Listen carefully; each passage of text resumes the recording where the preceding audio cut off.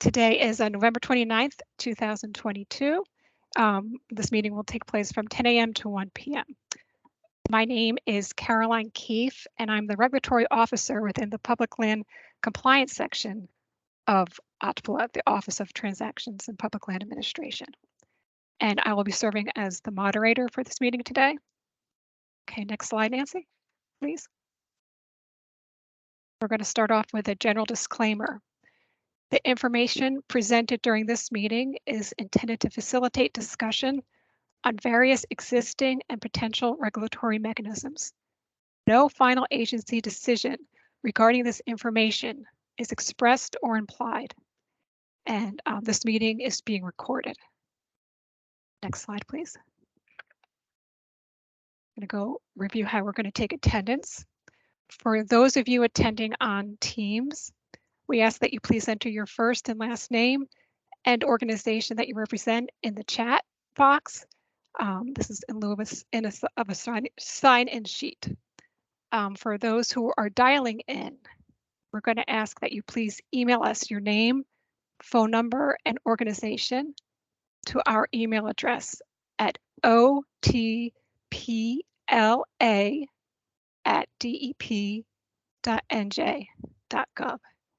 This is so we have a record of attendance. And that email address again is, oh, sorry, can we back up? Oh, back up.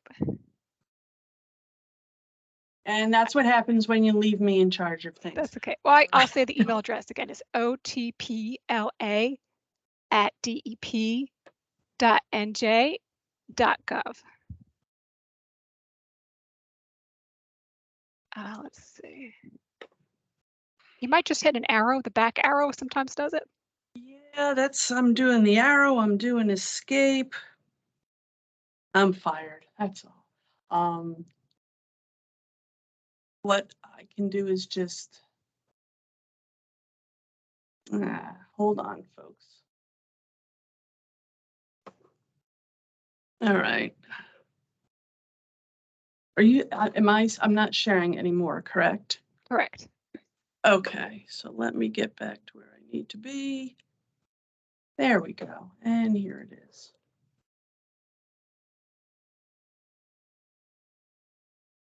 All right, nope. Why is this doing this to me? I am so sorry, folks. Well, actually, that should be able to go backwards now. No? All right, stop, share, and I'm so sorry, Caroline. You did such a wonderful job with this. And well, maybe what I can try to do is open up on mine and share, and you could help monitor the chat. That might be a good. That might wind up because I don't know what rabbit hole I've got myself down. Okay.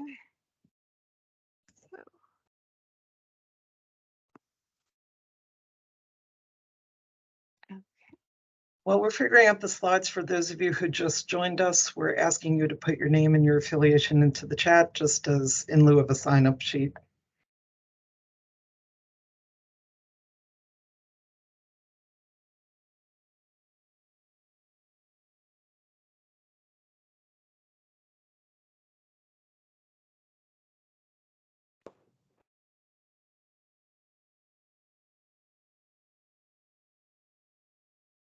Okay, can everyone see that now? I believe so. Going for, yes. Okay, is it a good size for folks? Okay, we're going to go look at the questions and the speaking and etiquette. During this meeting, we ask that you please make sure your microphone is muted and your camera is off. And to request the opportunity to respond or ask a question, please enter your name and affiliation in the chat box. For those of you calling in to the meeting, we're going to take some time about halfway through and allow some call-in folks to speak. We're also going to be taking a short break about halfway through the meeting. And for speakers to start, we're allowing 3 minutes for each speaker. This is to make sure everyone gets a chance to speak. If time permits, we will allow more time for speaking. We just don't want to leave anyone out. And as the moderator, I'm going to let you know when you've reached your 3-minute point.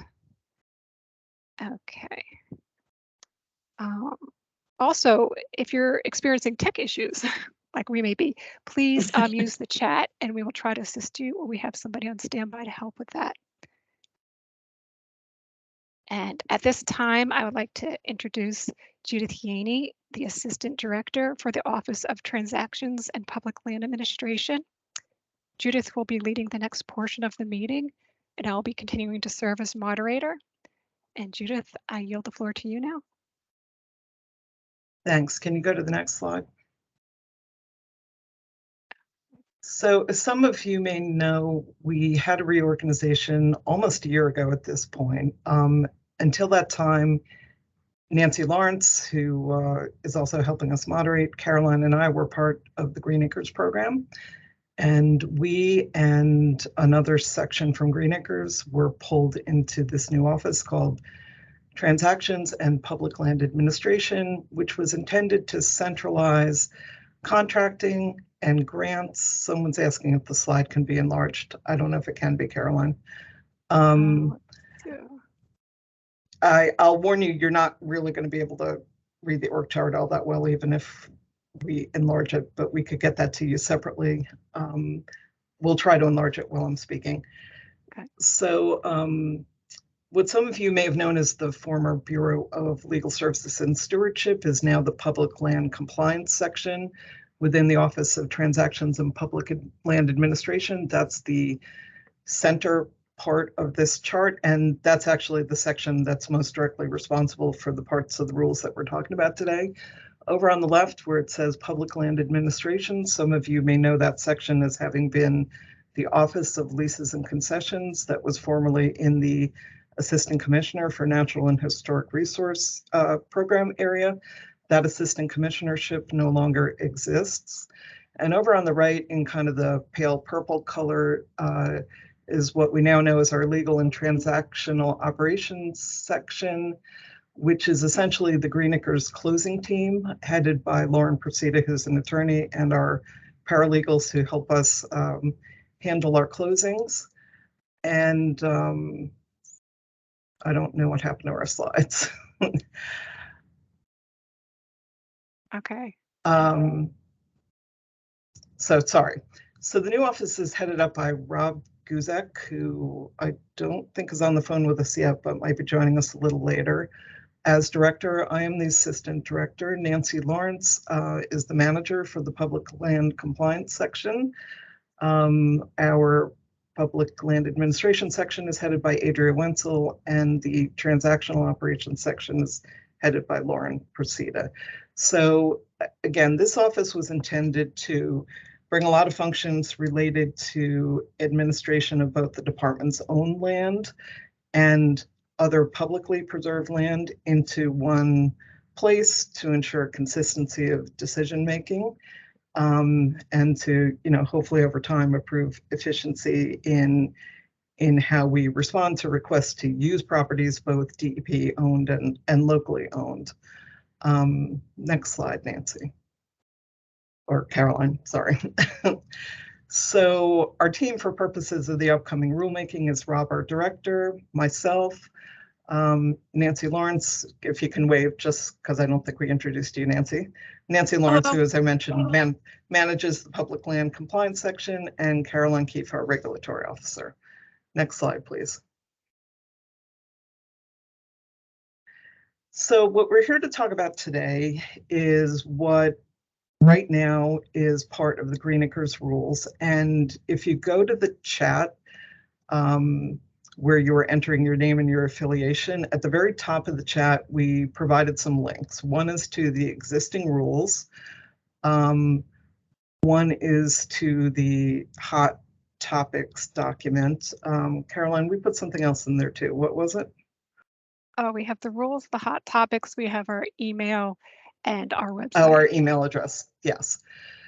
So right now, subchapters 25 and 26 of the Green Acres rules apply to post-funding compliance requirements. So what our expectations are as far as managing property if you take Green Acres funding to acquire it or develop it. And for purposes of nonprofits, we're not talking about unfunded parkland or recreation and open space inventories because that requirement doesn't apply to nonprofits. And then subchapter 26 is primarily what people know as our diversion application process. So for those occasions where someone wants to request that we lift the Green Acres restriction, subchapter 26 has a pretty detailed process for how you can make that request. We last made substantive changes to these rules in 2005. And those of you who have attended the State Land Trust Conference or other presentations that we've given have been hearing us say for a long time that we intend to update the rules, and the time is now. But with the new reorganization, we're going to pull subchapters 25 and 26 out of the Green Acres rules, put them in a new chapter specific to the new office. And there may be other topics that we end up covering in those rules as well. So we're here today not to talk about how you can obtain Green Acres funding and what the process is for funding, but to talk about what happens, as I put it, after you have the ribbon cutting and hand out the big fake check, and Martha Sapp's office hands the file to Nancy and says, here, we did this great project and you need to keep track of it for all time to make sure that the property we helped buy or develop stays as parkland. So we're here today to listen to those of you who have had experience with our post-funding requirements, talk about what you like, what you don't like, what you think we should change. I know a little concern has been expressed over the hot topics that we distributed. Those were intended to spur discussion, but to some degree, they reflect things we get asked about on a regular basis and think we might have to address in the new rules. I want to put out there just right up front that there was some reaction to the fact that we put the word leases in there, but we do review leases now for Green Acres funded parkland and for unfunded parkland. And we wanted feedback on that process, whether it's too difficult, whether there's other things we should consider. It was not intended to be a prompt that we are considering wholesale commercialization of local parks. So just want to put that concern to rest if I possibly can. So as Caroline already mentioned, and as is stated on the list of hot topics, this is just for discussion purposes. We have not made any decisions. We really do want people's feedback, and this is the first of several meetings where we're going to try to solicit it. Next slide, Nancy. So I think I covered some of this already. Yeah, I think I basically just said everything that's on this slide. So next slide, please. And yeah, just for the fourth time, I guess, the handout is for discussion purposes. We haven't made any decisions. It shouldn't be interpreted as reflecting a policy statement one way or another. But feel free to bring up things that are not on the handout. I mean, this is an open session. Whatever you want to talk about based on your past experience with administering Green Acres funded property, we're open to that discussion. And we will, since we have 40 people on the phone, we will at least initially try to limit people's comments to 3 minutes, but we're here for the full 3 hours and we'll circle back and allow more comments if we possibly can. And if after this session you have things you want to bring to our attention or comments you don't want to make today, just send us an email to that address at the bottom, otpla@dep.nj.gov. Please just put the word rulemaking in the subject matter so we can sort through the emails more easily. But we'll be collecting, written comment as well during this process before we hunker down and actually start doing some writing on the rules. Next slide, please.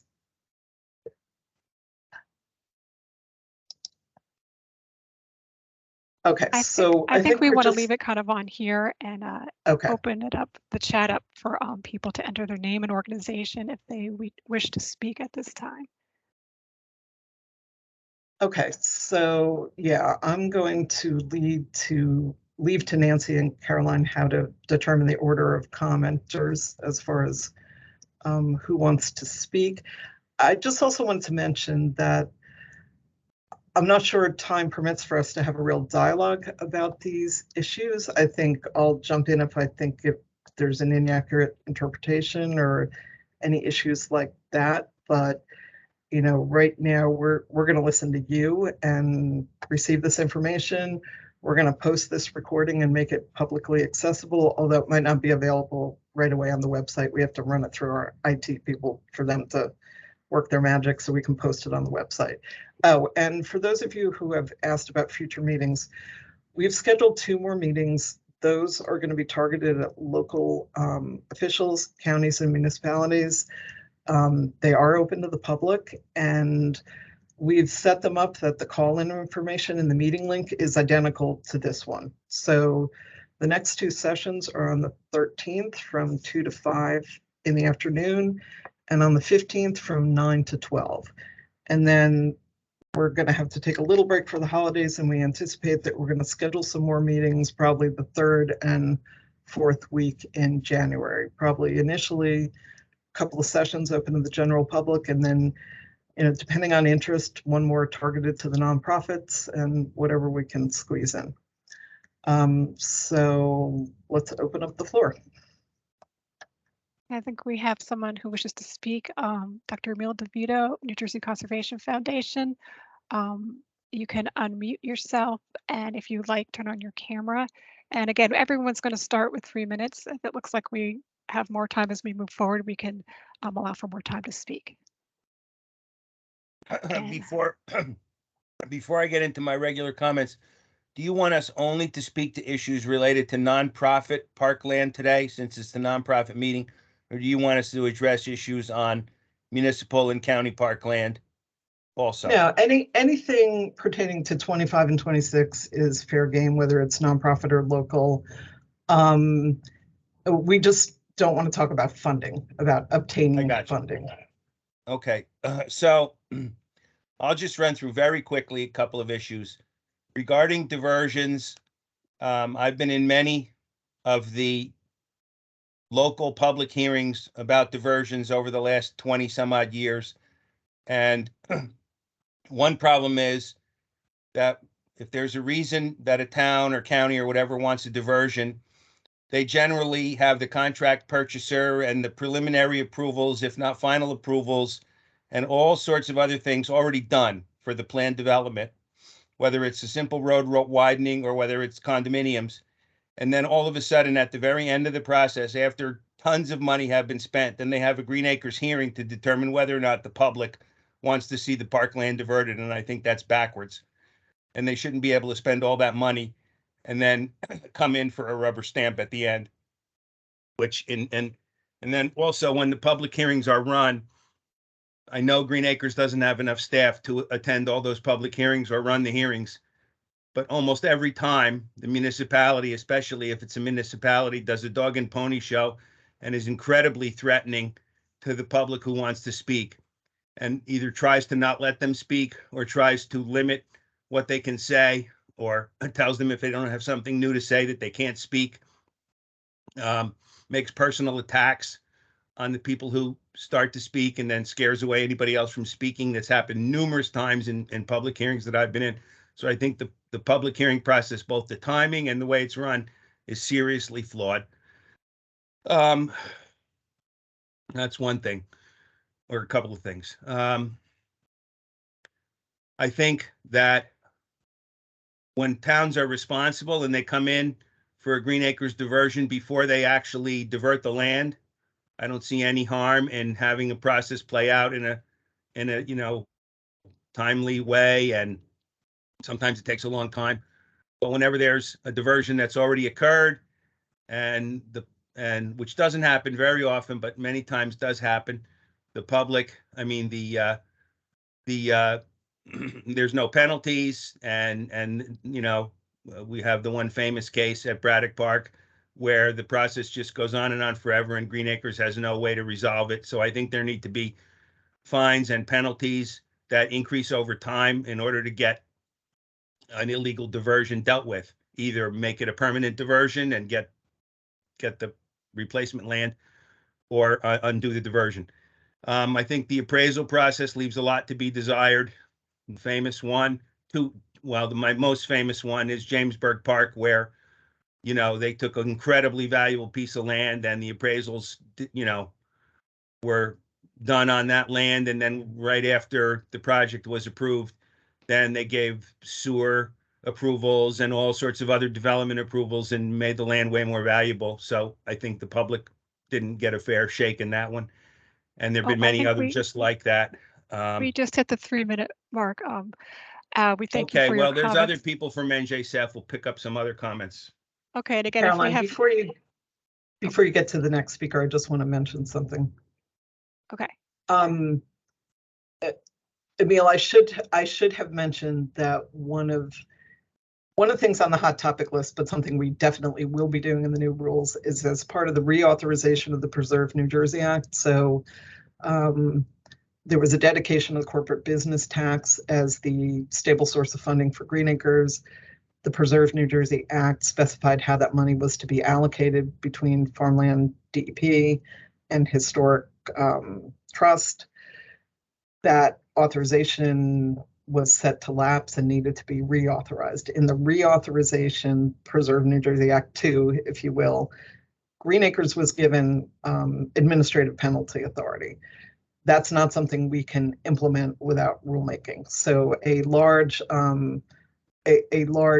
part of our to-do list for the upcoming rulemaking is to implement those penalty rules. I don't know that it's going to solve all the problems, but it does give us more teeth than we had before. In the past, we always relied on dangling more Green Acres funding in front of our applicants, but that doesn't always work, as we've seen. So I should have mentioned that at the start.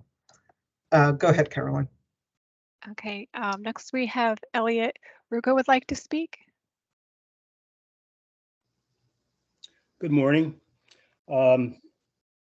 Today is the last day that the New Jersey Forest Task Force will meet, and they have not at all focused on land that comes under Green Acres regulations, specifically county or municipal or nonprofit owned land. And currently the procedure for approving a forest stewardship plan for those properties, if it's signed by the state forester, Green Acres automatically accepts it as approved. But the standards that those forest stewardship plans are held to were specifically developed for a private property landowner whose property is constitutionally protected to qualify for a tax break. And the question is that as far as we want to go, as far as standards for public land, where there are no private property rights that have to be respected. And we think that these are inappropriate because how we want to steward public lands, the public use their tax dollars to support the purchase, should not be held to a standard for private property as a quid pro quo to not convert your land to development. So, this is something we'd like to explore further, and I'd like to throw it out early in the conversation here. Thank you for your comments, Mr. Ruga. Judith, would you like to speak, or should we go to the next? I was just going to suggest that if you have more detailed suggestions along those lines, that you send an email to our general email address there. I know it's something you've raised with us in the past, but we're now at the point where we have to consider the detail of what that would look like. So yeah, anything you want to send to us would be great. We'll send you detailed comments, Judith. Thanks. Thanks. Thanks. Okay, next on the chat, we have Wendy Mager from Friends of Princeton Open Space would like to speak. I'm having trouble unmuting. Can you hear me? We can hear you. Oh, you can. Good. Oh, there's my camera. Hi. I have a comment, and it has to do with the intersection between what Green Acres does in funding acquisitions and what OTPLA does, which I gather includes regulation of changes in use. So Friends of Princeton Open Space, the nonprofit whose board I head, and other nonprofits and the municipality of Princeton recently preserved a 153-acre parcel in Princeton. The whole reason to do that was because it was an old, mature forest, very important for that reason. And individual donors gave a couple $1 million on the premise that this is what was happening, and that was what attracted the interest of Green Acres and the county, et cetera. But there is nothing in a deed or other recorded instrument that says that this piece of property is restricted to passive recreation. And indeed, it wasn't long before somebody from the local soccer lobby said, gee, could we put soccer fields there? Which is rather concerning. So I guess my question is, how can regulations be amended if that is what is necessary, so that you all are getting something from Green Acres that says this is the reason this property is being preserved, and then if somebody comes in and says we want to put soccer fields, that doesn't happen, or that we be allowed to put such a restriction in the deed, which we were advised could not be done because the AG's office doesn't like Green Acres to do that. So a couple of things about that. The statutory definition that guides Green Acres and carries over to the new office is that land is acquired for recreation and conservation purposes. And there's some examples given in the definition, but then it's somewhat open-ended. And we like to describe the range of all the things that could be done on Green Acres encumbered parkland as essentially a Chinese menu from which the owner can pick and choose what they allow. And sometimes that picking and choosing is temporary, and sometimes it's permanent. So I could understand that the people involved in the acquisition would not have wanted a passive restriction imposed at the front. It might have created value issues, and I think we do prefer a clean deed. But the co-owners, is there co-ownership or the town? Yes, it is co-owned by the nonprofits in the town. Mm-hmm. So the co-owners can consider putting additional restrictions on the property. That is also a form of change in use. And we say that if you're going to permanently, take some of those possible uses off the table, that you have to have a public hearing, and we have to review the deed. And what we're looking for is, we don't want towns to tie their hands and take everything off the table that could be used for active recreation if they haven't met their recreational needs elsewhere. So, there was a period of time when I think there was an impulse to preserve everything as passive, and we try to look at the big picture and not put towns in the position of having to go clear other areas or buy other areas down the line because they restricted some properties as passive, but it can be done. And I'm not sure it's something we would go into too much more detail in the rules, but we can certainly consider your comment. And Rick Brown from Rancocas Conservancy, we're not using the hand raise. We're kind of commenting sequentially. And if you just put in the chat that you want to comment, and we'll get to you in line. Okay, I think we have to move on to the next commenter. Thanks, Judith. You're welcome. Yep. Yeah, so if you wish to speak or comment, just type your name in the chat and your organization, and we'll call you in order. Okay, next up we have Ken Dulski from N.J.A.C wishes to speak. Thank you very much. Yes, I'm with New Jersey Forest Watch. GA regulations really need to be applied to all public lands throughout, obtained through the use of GA funds or bonds. It's our current understanding that the Green Acres Program rules are only applicable to local government units like New Jersey municipalities and counties regarding lands acquired or developed using Green Acres funding, as well as being. I think you might have muted yourself, Mr. Dulski. You missed that last sentence. All right, well, I didn't. I don't know how that happened.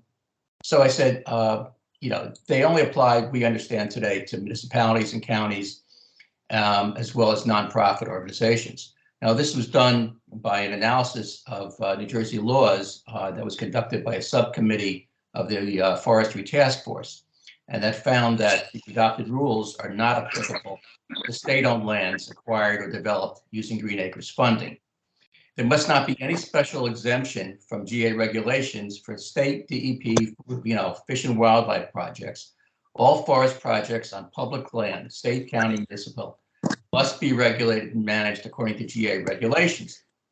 We specifically asked Martha Sapp about why GA was not looking at the Sparta logging projects, and she said, well, we just don't do that. And that's not acceptable. So we need to apply these regulations everywhere. People think this land is protected, but it's not. It's also recommended that the GA regulations be enhanced with clear statements regarding logging. Currently, the purpose of GA is to provide space for recreation and conservation. Under the term conservation, there have been debates about its intent with regard to logging. There are no ecological benefits from mechanized logging. However, it has been promoted in order to provide early successional habitat with some purported benefits to songbirds that use this type of habitat. This is misguided for many reasons, although I won't go into the details. However, all mechanized logging of any sort must be explicitly prohibited in GA regulations, and the definition of conservation must explicitly exclude this activity. It's really not helpful to have vague definitions around which people debate and try to sneak in activities that the public really doesn't want to see on land that it paid for. Cutting of trees should only be allowed for health and safety purposes and where required by law to meet utility requirements. To maximize climate resilience, no wood or forest products should be removed from publicly owned forests. All management activities must sustain or expand carbon uptake and storage. All woody material must be left in the forest as habitat and as carbon sequestered in soil. Invasive or infected plants or those that pose a hazard must be managed on site rather than moved and disposed of elsewhere. So the Green Acres regs need to clarify what they mean by conservation. They need to be very focused on helping New Jersey achieve its increase in sequestration targets that is set by the Global Warming Response Act. And we must have the ability to review all proposed projects on Green Acres land in order to ensure that those definitions and that those practices and those policies are being followed. Thank you. Thank you, Mr. Dolber. We hit the 3-minute mark at this point. Appreciate your comments. Just one quick response. So I heard you say about defining conservation. Within that definition of recreation and conservation that I just mentioned in response to Wendy's comment is the word forestry. If you have a particular definition of forestry that you think we should adopt in the new rules, drop us an email. It's not a specifically defined term in the rules right now. Right. Okay. Right. And it needs to be, and I'll work with Elliot and support his efforts on that. Okay, thank you. Go ahead, Caroline. Okay, it looks like I have a comment, but I don't think they want to say anything. We have Rick Brown had his hand raised. I think we can have Mr. Brown speak if he can unmute himself. Thank you. Good morning, everybody. Morning. I'm representing the Rancocas Conservancy, which is a small land conservancy in the Rancocas Basin. And I'm also going to wear a couple different issues I'm going to throw out. the fact that I was a founding member of the White Spog Trust, and also I'm on my local planning board. And all these things have intertwined issues that relate to sort of relate directly to the public investment in protecting areas with the uses that are designed after going through planning, that these things need to be maintained by Green Acres. And a couple different examples of how things didn't seem to be equally applied. We had 97 square feet of a building on our property that was considered a diversion.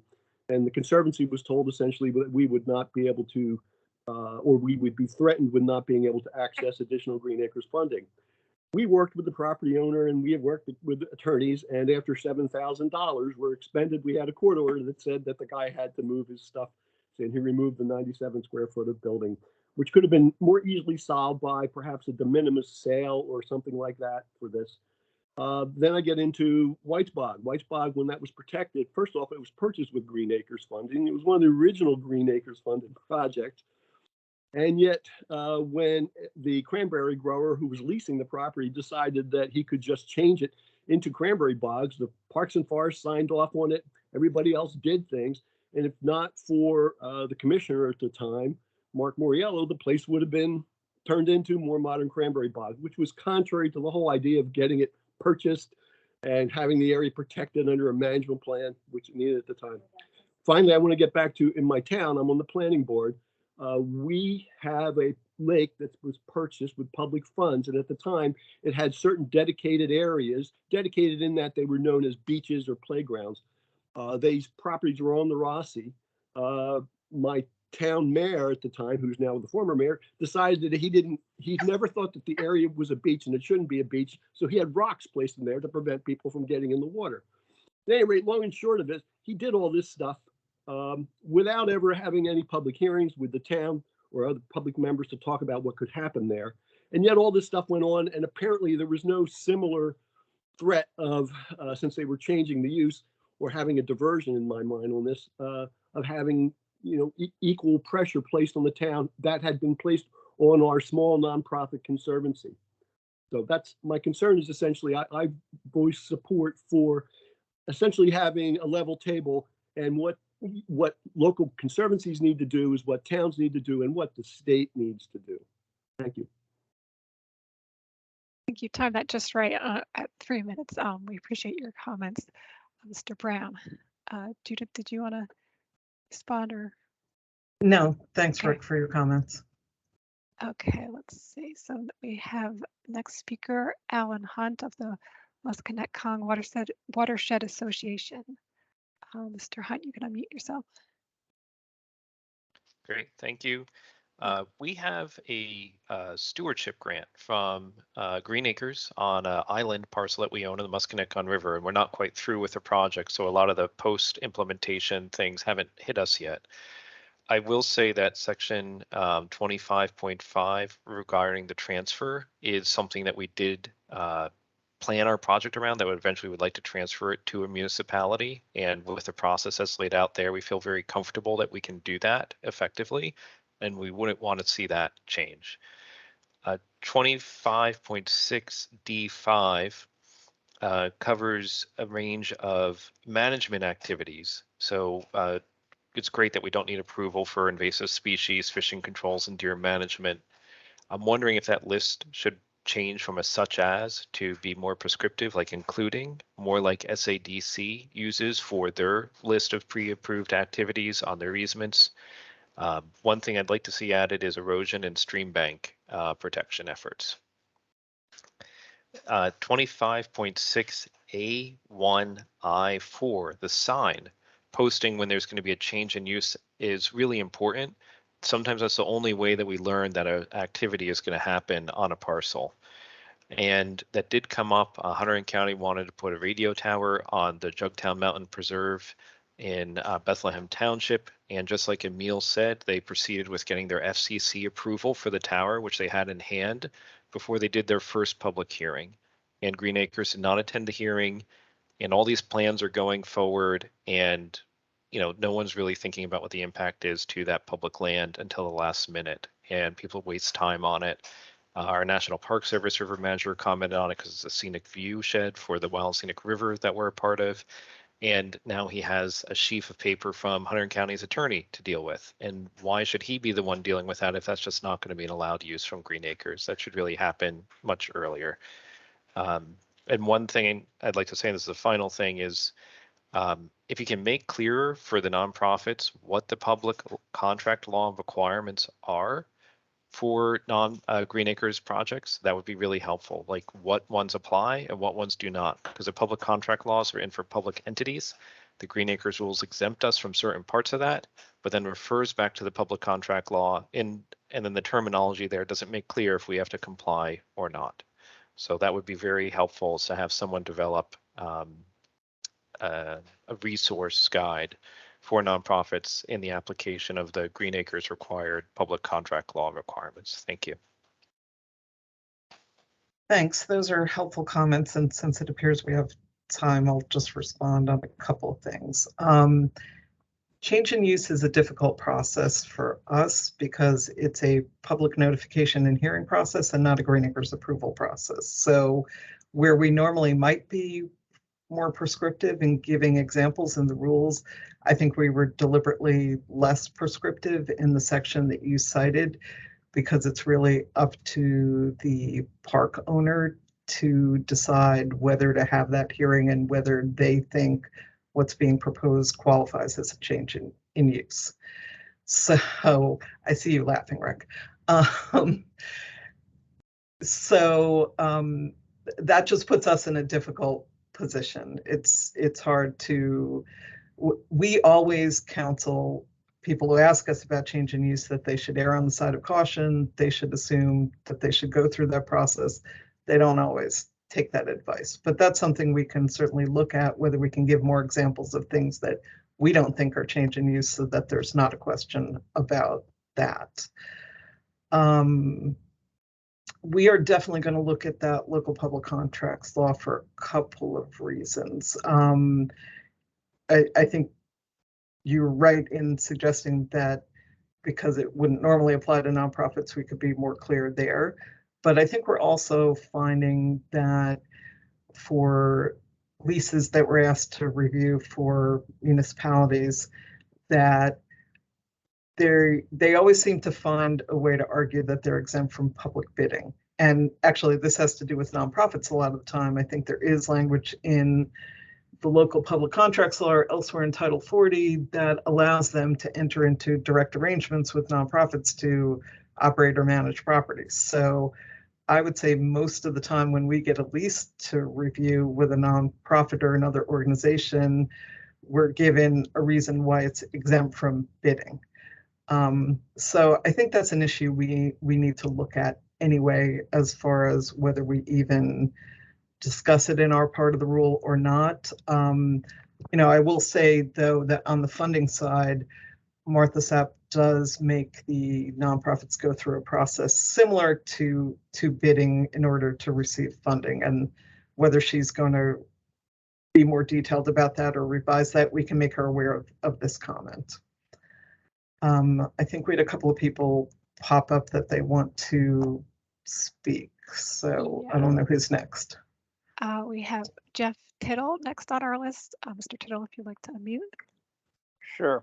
Thank you. I've been involved with Green Acres issues, I guess, 50 years now, or even longer in some cases. But I just wanted to raise a couple of points about, once Green Acre, on lands that are owned by either nonprofits or governmental entities. And I think one of the concerns I have with some of the governmental entities today is that, especially some of the counties where they're trying to turn what was set aside as open space, in some cases passive recreation, into theme parks. I think South Mountain Reservation, is a good example of that, between the adventure zipline park and, the zoo's fine, it's been there.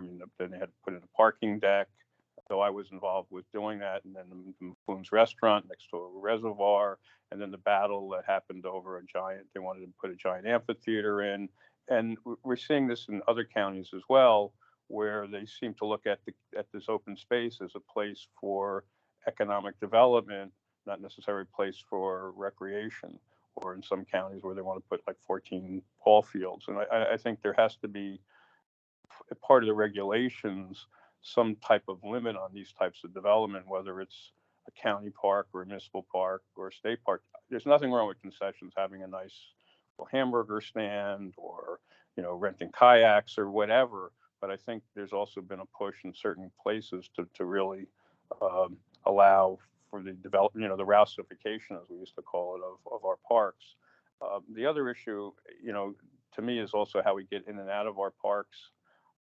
We've had battles years ago, like with Ballpate Mountain. Not only did they want to put 14 ball fields up on that mountain that we stopped, they wanted to build like a 4-lane access road. Many years ago, I know this is state land, but when the state put in the road into Wayanda, they just clear cut that road directly through so many high quality wetlands and streams that the Army Corps of Engineers actually cited the state. And I think there has to be a better kind of coordination, because we tend to allow access into parks being designed by the road engineers without looking at the parks. We had a big battle years ago in Ringwood when they wanted to build a 4-lane highway from Slotesburg Road up to Skylands Manor. And so, again, you know, that's one of those areas I'm concerned about. And also, there's nothing wrong with amenities in parks, but to make sure that if we allow for a bed and breakfast, that it doesn't become a Marriott or a conference center or something like that, that there has to be limits. And then the other point that I think is important is to have a better process or way of allowing for affordable housing on preserved land, whether it's town or county or even state, because so many communities are struggling to meet their obligations. And we have these houses that we end up buying and we don't know what to do with it. In some cases, we end up knocking them down. In some cases, they're historic, we board them up.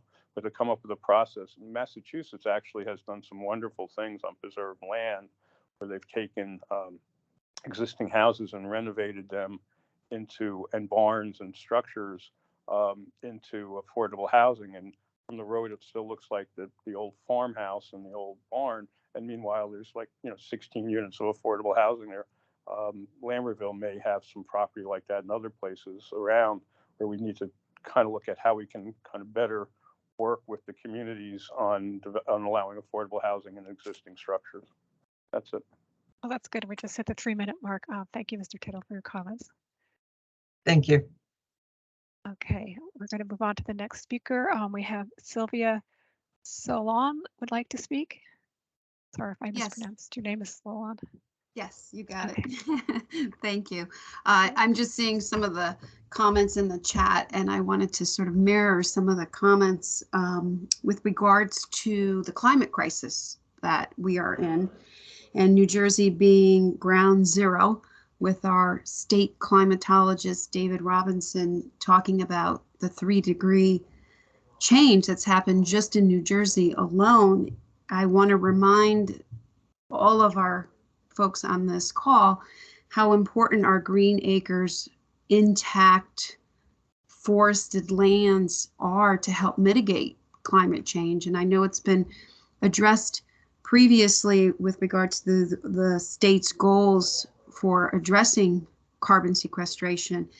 And we're concerned. Our group, New Jersey Forest Watch, has been monitoring and documenting a lot of the ecological damages that have occurred on Green Acres property, such as Sparta Mountain. And these are not the negative effects of harvested timber and the equipment that comes in removing the natural resource, which, by the way, is a public trust resource. I would like to see rulings that talk about public lands remaining, you know, the forested lands remaining, those natural resources.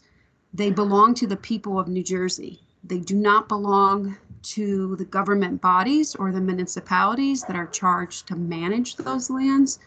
And so I would like to see such natural resources remaining as such, and especially if we're going to try to meet any of those carbon sequestration targets, we have to not remove the valuable timber that's being removed.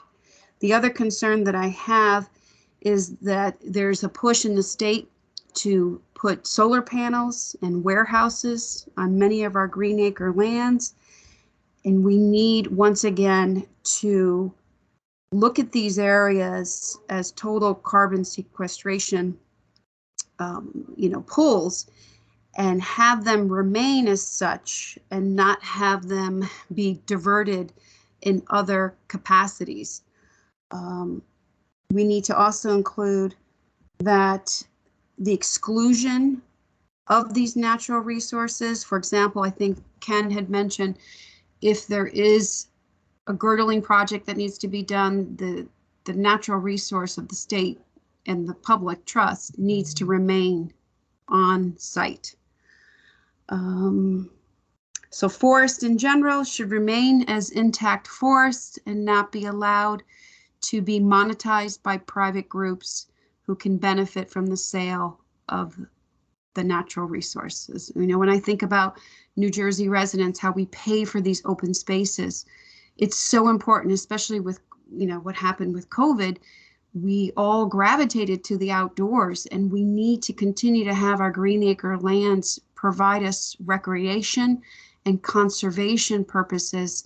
They should not be able to be monetized so that several private groups and even the government can make money off of those. Okay, we hit the 3-minute mark on there. Thank you for your comments, Ms. Solano. Go to the next speaker on the list is Ian Brostow from New Jersey Highlands Coalition would like to speak. Mr. Brostow, you can unmute yourself, please. Hello. So I noticed while reading through the regulations that on specifically 25.13b, there's mention of the forestry and New Jersey Forestry and Wetlands Best Practices Manual, which has been updated to allow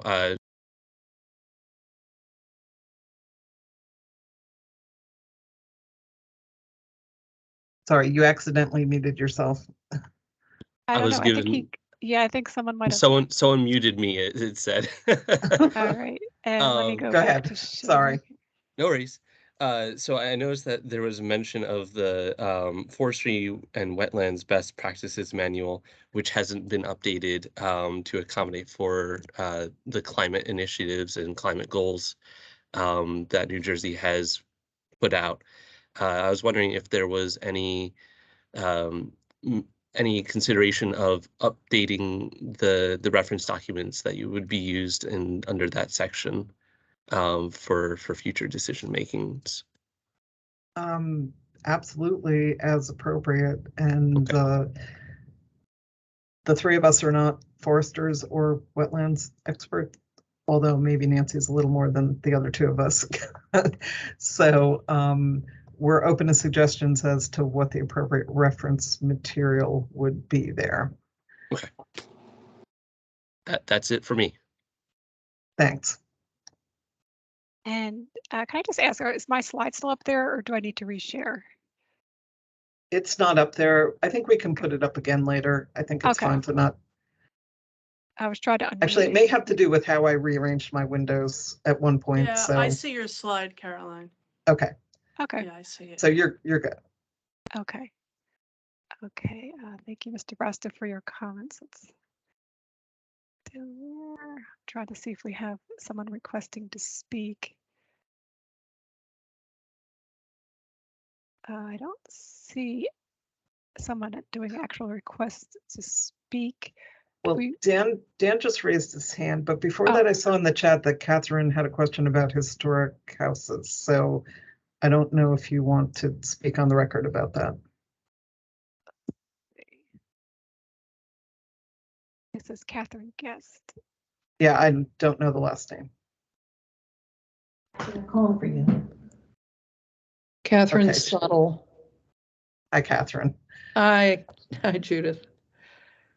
Okay. Yes, you're good. Start the clock on me. Okay. So we, as you know, we own a 40 acres, Green Acres property that has many historic buildings on it. And we have a project going on that is going to make it more accessible to the public, which is going to include a new driveway and changes to the building, to one or two of the buildings, to make them conditioned space for public use. So I just wanted to bring this up because it's somewhat of a unique situation, but I think others are in this situation where they have, historic buildings on their property. So as you know, we have this project going on. We're moving ahead with it, expending resources, and we've had many meetings, well, several meetings with you. You've been involved in the master plan that we did in 2009, in terms of your input. And we've gotten significant funding from the New Jersey Historic Trust, and and they have been quite involved as well. But we've had much less involvement from Green Acres, and we just want to make sure that we don't have any issues down the road as we move ahead. And also just to make the point that when you're doing this rulemaking, that you think, and it looks like you're going to, it's on the hot topics, that you think about properties such as this, the uses for the buildings on properties such as this. So we appreciate the support we've had in terms of the use of those buildings in the past from Green Acres, and the understanding that you all have about it, so that we can keep the buildings standing. Yes, we definitely plan to put more detail in the new rules about what the rules are for leasing historic structures. Historic preservation is part of the Green Acres definition of recreation and conservation purposes, even though it obviously is not the primary focus of the program. We have always felt that we have more leeway to approve leases of historic structures for uses that on the face would not normally be recreation and conservation, if those uses would either install a tenant capable of maintaining the building to historic standards or generate the revenue that would allow the park owner to maintain the building to historic standards. I think there's certain documentation we need to receive from the group making the request of us to ensure that this is a bona fide historic preservation project and not just, hey, let's put a restaurant on our property or let's turn this into a doctor's office. But we do understand that to survive, these buildings need tenants, they need uses, they need maintenance. So we have a policy pretty well sketched out on that we just have not had the opportunity to dump into the rules.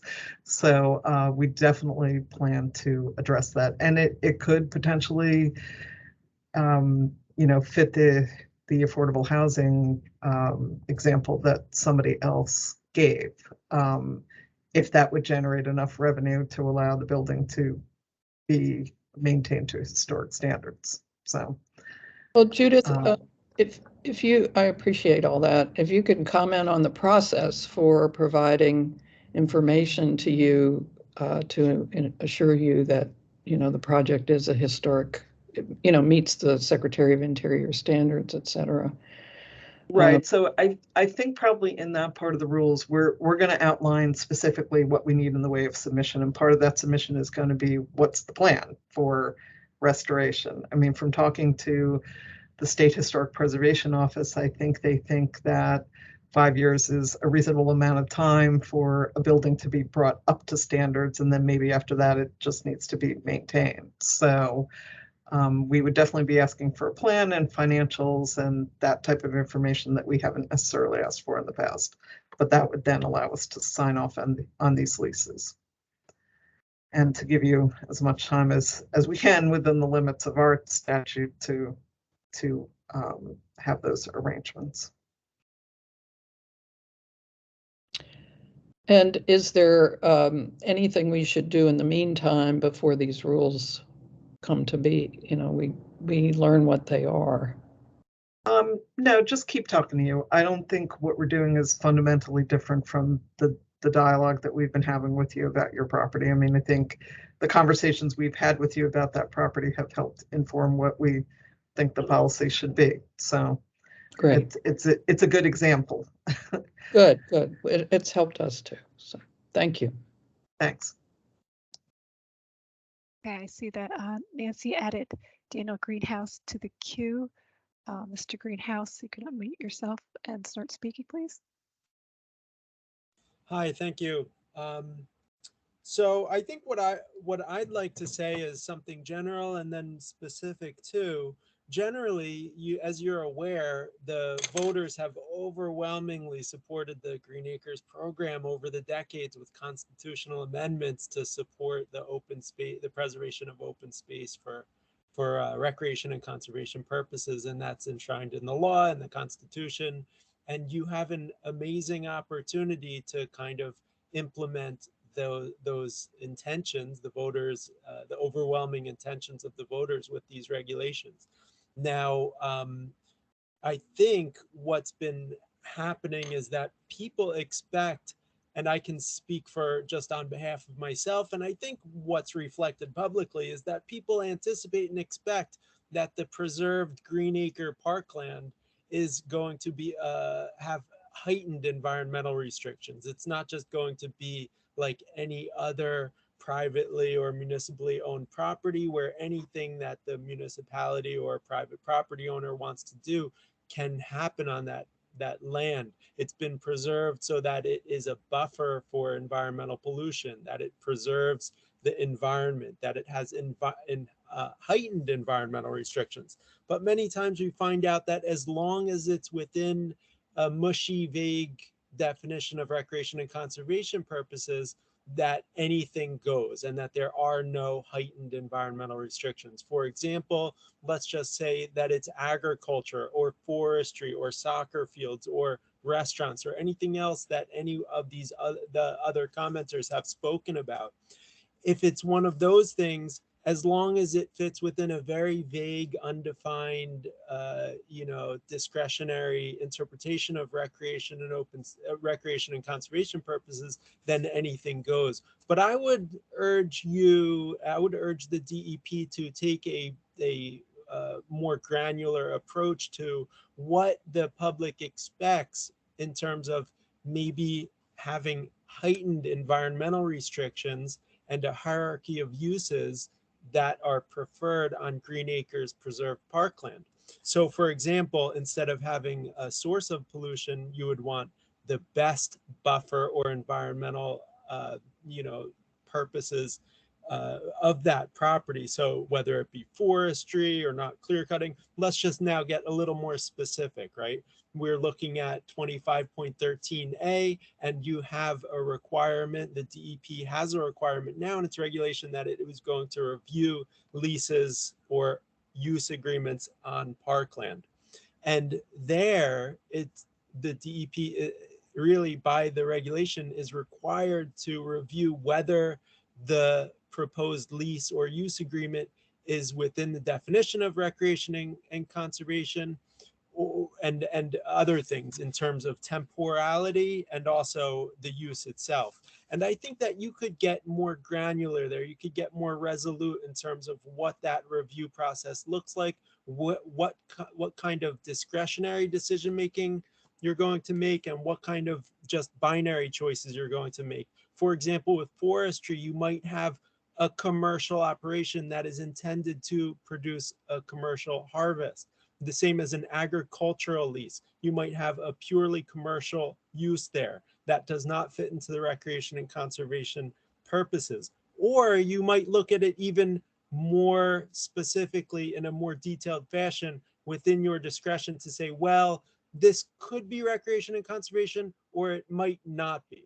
And because they're going to be tilling annually and spraying pesticides annually, and it's right next to a watershed, and there's been a lot of erosion, and there's a stream running through it, we're not going to allow it. So there might be situations where it might look, or it might fit into recreation and conservation purposes, or it might not. And within your discretion, you should give yourself that discretion and exercise that discretion under this new regulatory scheme. Same with forestry. You need to draw a line Greenhouse, we went a little over the 3-minute is mark. commercial and what is okay.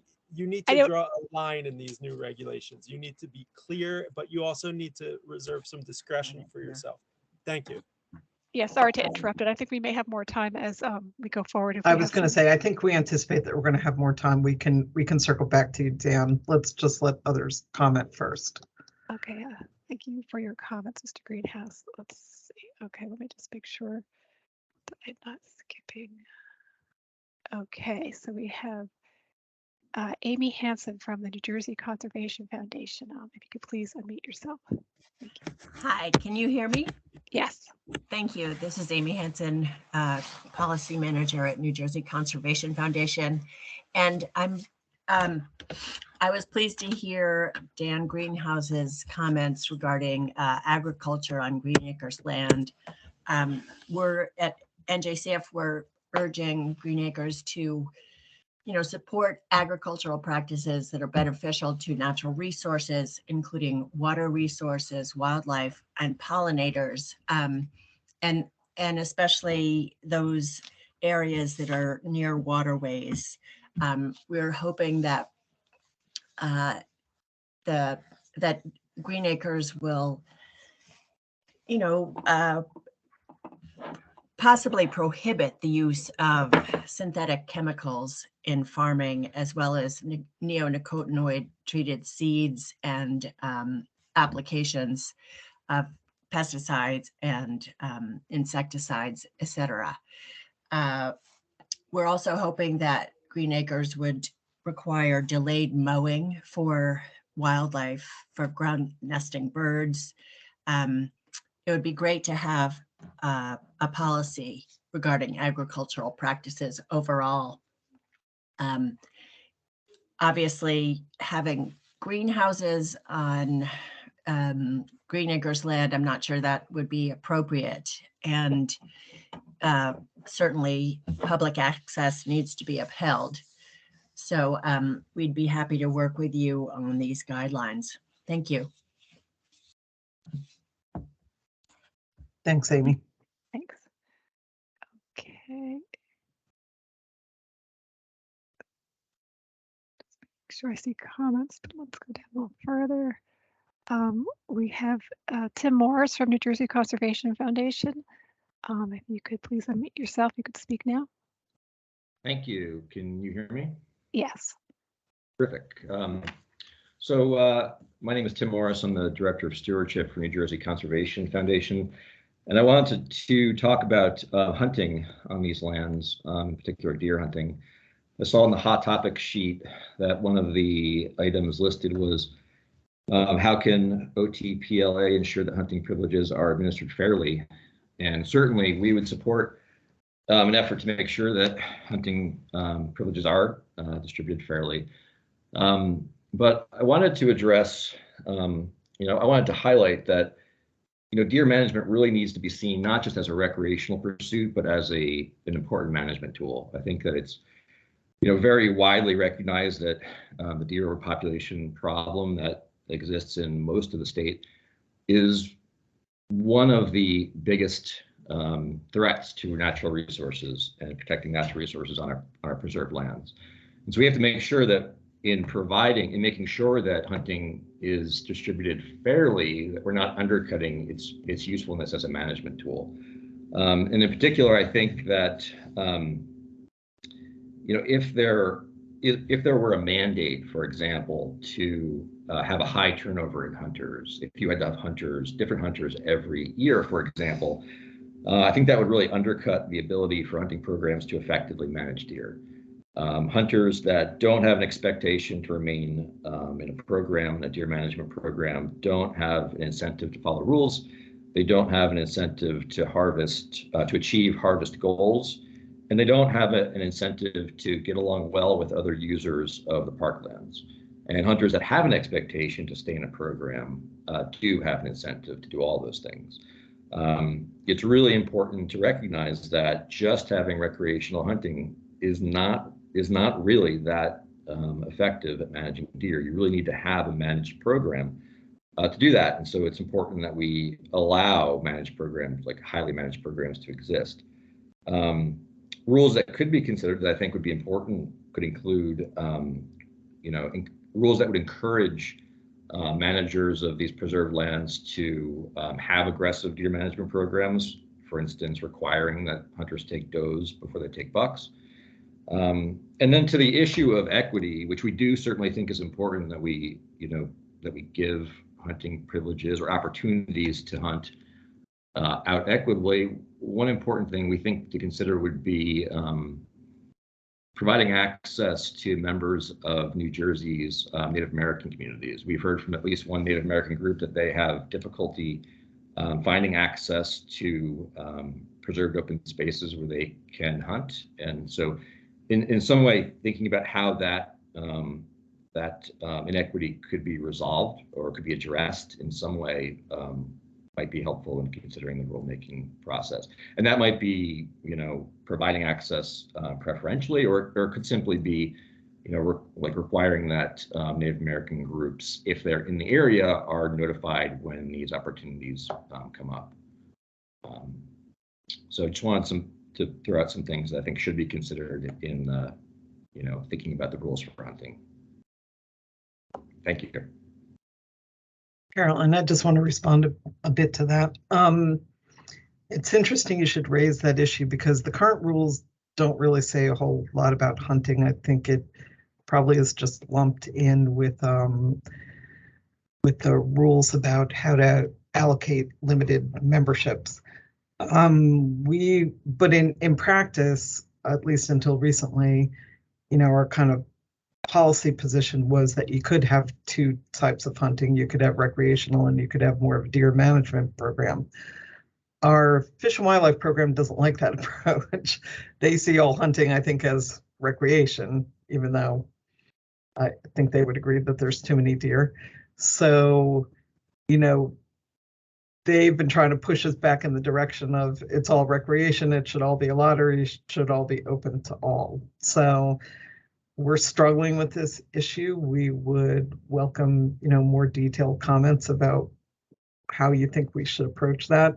I don't see us getting into details about, what type of deer to take. I think we'd focus more on just how you allocate the privileges. But this is a helpful comment. Thank you. Thank you. Okay. Next in the chat to speak, we have George Casa from New Jersey Highlands Coalition. Can you please unmute yourself? Yes, thank you. Thank you. My comment concerns the basic problem that I've seen in a couple of instances where municipally owned parkland is proposed for uses involving or forestry uses that are apparently, at least to my eyes, above and beyond the basic needs for management for safety and welfare of the users. The one instance that I'm thinking of was based on a forest management plan that was formatted as though the municipality had applied for farmland tax assessment eligibility. As a result, the statute that was controlling the way that management plan was put together referred the approval to a plan that would be approved by a certified forester acting on behalf of the state forester. And in fact, at the end of the plan, it did say that the municipality was, as a result of this plan, eligible for farmland tax assessment, which illustrates my point that I don't believe there is any statutory or regulatory basis for controlling or regulating forestry on municipal or county-owned land. And I think both Mr. Dolsky and Mr. Ruga brought this up, but my concern would be, or my hope would be that the Green Acre rule amendment might render itself independent of any other forestry statute that requires the approval of the state forester under a statute that does not apply directly to municipal or county-owned property. Thank you. Thank you. Okay. So I see some comments, but I'm not seeing any anyone else commenting in the chat that they would like to speak. Do we want to see if any of the callers in would want to speak? I think we only have 2 people called in on the phone. I see Rick Brown raised his hand again. What I might suggest is let's see if the people on the phone want to comment, and then maybe we'll take that 10-minute break that we talked about. And I think with the second half of the time that we've allocated, we can see if people want to speak again, or we can maybe just have a discussion on some of the topics on our list. So I don't know if either of those callers has identified themselves, but if you're on the telephone and you want to speak, if you're able to unmute yourself, I don't know if you can or not. Why don't you let us know?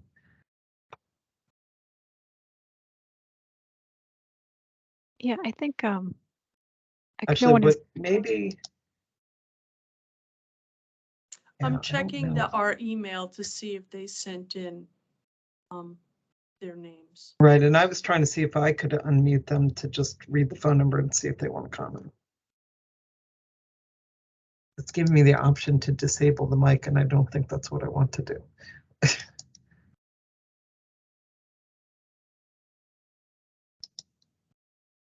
And it doesn't look like they either of the phone callers sent in who they're representing. So Okay. Rick, unless you're planning on leaving the meeting at the halfway point, why don't we take a 10-minute break before we take repeat commenters? And if I may, I am going to leave. I have to go attend to some stuff. Just briefly, I worked at the wetlands program when the wetlands best forestry management practices were developed. I've also worked with other things, including at the Pinelands doing enforcement. One thing I want to stress is a forester does what the objective of the use of the property is. And perhaps maybe if something could be enshrined in the rules that kind of requires a management objective right up front. Because like a forester said, if you tell a forester you want to preserve a mature forest, they're going to say one thing. If you tell them you want to maximize profit or you want to create open spaces, they're going to do something different. So best management practices, no matter what, are designed to allow people to do things. And sort of like what Jeff Tittle said, which I love, he's the closer on these things, possibly less damaging practices. So essentially, I think if there's some way to focus on getting a declaration of what the objectives are for protecting these properties, that might help. Thank you very much. Thanks, Rick. That's helpful. Okay, so unless there's anyone else who wants to speak who really needs to get out the phone, I think we'll take a 10-minute break. We'll reconvene. We'll let people queue up again who want to comment a second time, and then depending on the time we have left, we can maybe do some guided discussions on a couple of things. So I have 11:24 now. If we can all get back on the phone at 11:34. I think that sounds good. Okay, I'm gonna turn off my camera and mute myself for a couple of minutes, but we'll be here. Thanks, everyone.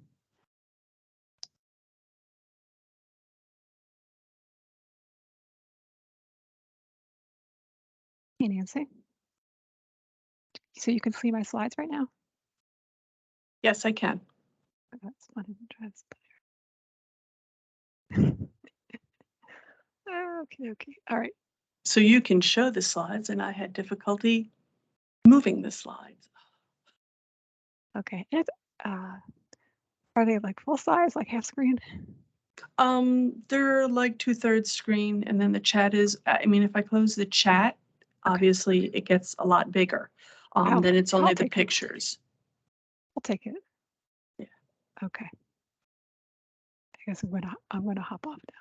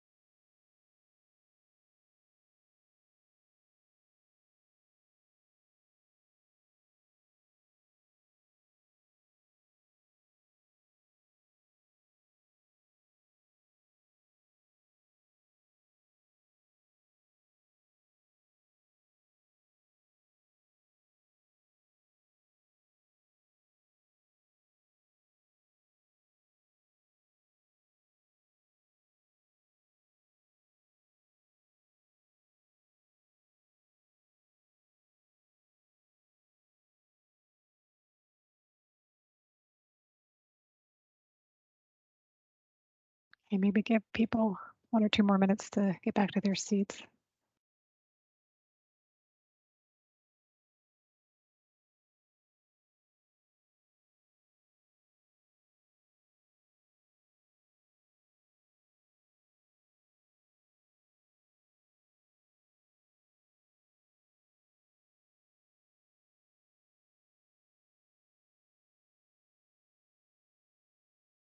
You're just giving folks about 1 more minute to get back.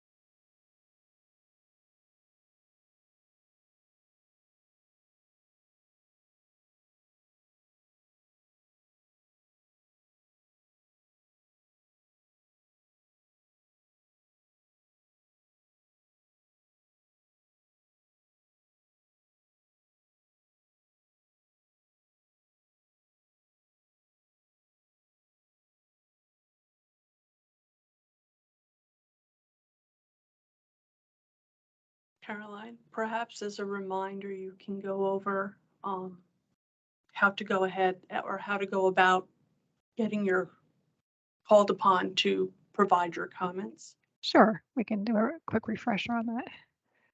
Let's see. So we're asking everyone to keep their cameras off and microphones muted during the meeting. And for those who wish to speak or comment, we ask that you please type your name and affiliation of organization in the chat box, and we'll call on you that way. For those calling in, we're maybe take another break before we end and see if we have any callers who want to comment. And I think I see folks hand raising. The problem with hand raising, sometimes we don't catch everyone. So if people could put their name in the chat, but I think I see at least one more person. Mr. Greenhouse raised his hand. And once you have a chance to speak, we ask that you remute yourself and turn off your camera when you're done speaking. Just a little refresher. So I think I see at least 2 hands raised. I think I see. The problem with raising hands also is we're trying to get to people as they ask their questions, and it's a bit of a free-for-all when we have raised hands. So, and that also, if you have not already signed in for attendance purposes, if you have not done that, you can also do that and just write attendance and then your name and your nonprofit, your contact information. That would be great. That was done at the beginning of the call. However, I know some people came in after the fact, so if that's important that we know that you are here, if you could do that, or send it to our email address. It's on the bottom of the current slide. And maybe, Nancy, if you see those whose hands are raised right now, could you just put their names in the chat for me? Because it's hard for me to see all those screens at once. And Sure. We'll get them in the queue. And I think Judith might be rebooting right now, and we'll get this up and going soon.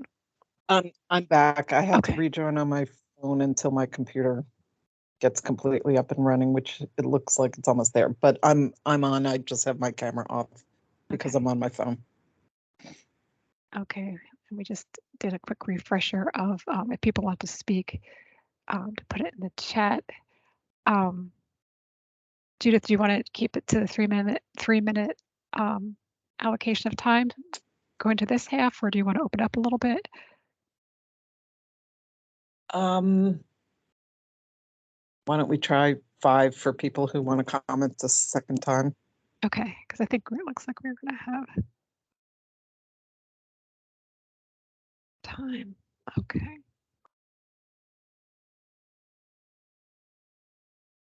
And again, Nancy, if you can get those 2 folks that are if their hands are raised, could you put their names in the chat? I just see I see a circle with hands right now, just because I'm sharing my screen. I don't get to see all the names.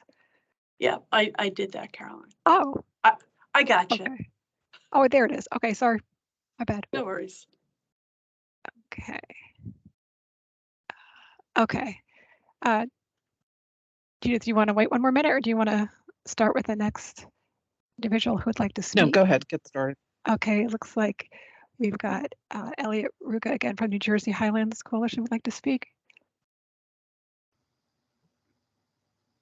Hi there. Hi again. Hello again. We had a situation recently where a municipality in Warren County contracted with a forester to implement a forest stewardship plan that was approved by the state forester, and it was expressly for generating revenue. And since they were using the best management practices manual, they were exempted from flood hazard and wetlands regulations. And they actually had staging areas and right up against the banks of a category 1 stream with a heritage strain of trout. I mean, it was quite an egregious disaster. And you know,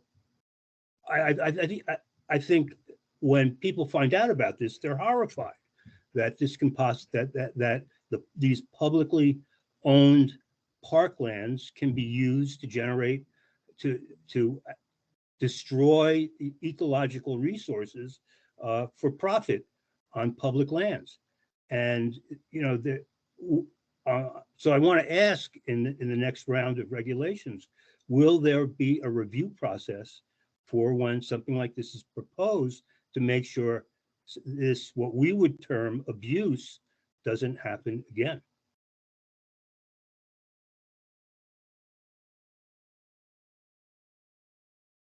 Okay, thank you for your comment. Do you want to respond at this point or move on to the next? We can move on. Thanks. Okay. Okay. Next individual requesting to speak, we have Mr. Greenhouse again, Daniel Greenhouse. Hello. I tried to, I put a few comments in the chat. I put my name in the chat, but that didn't work for some reason. So oh. That's okay. We don't have a So huge line, so it's okay. Say that up front.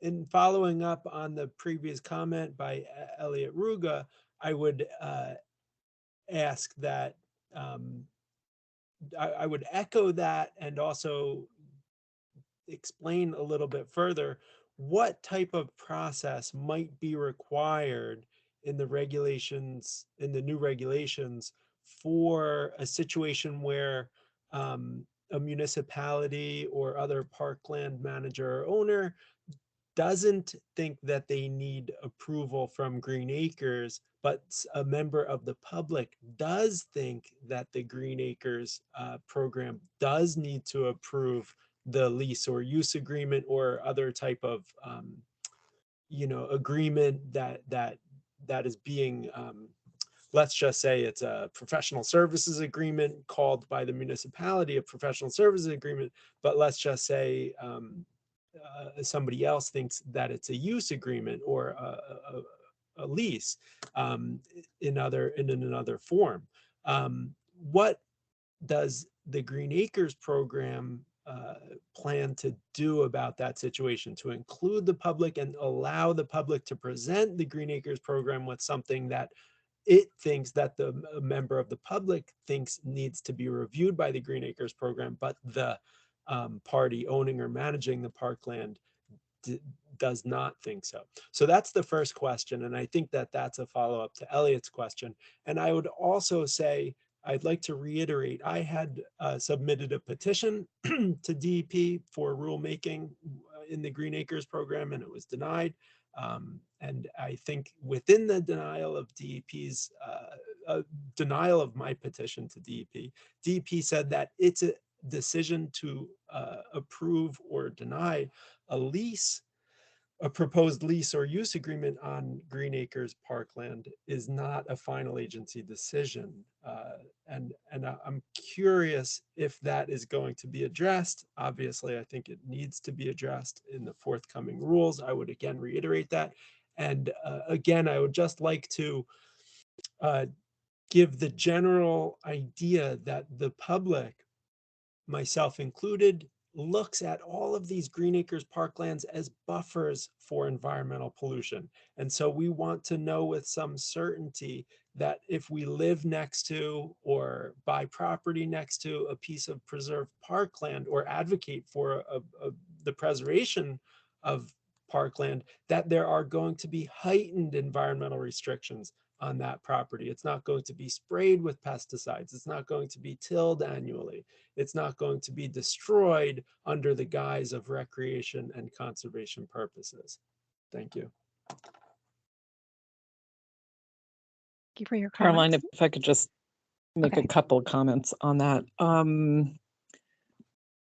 So Dan, you and others have raised this issue in the past, and part of our concern has been that we're not the ones who get the plans to review.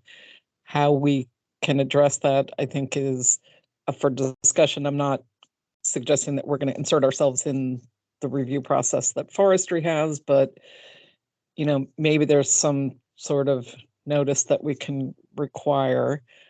Although, our suggestion has also been to talk to the forestry program about that, about whether they should require some additional form of notice. Just one additional comment on agriculture and pesticides.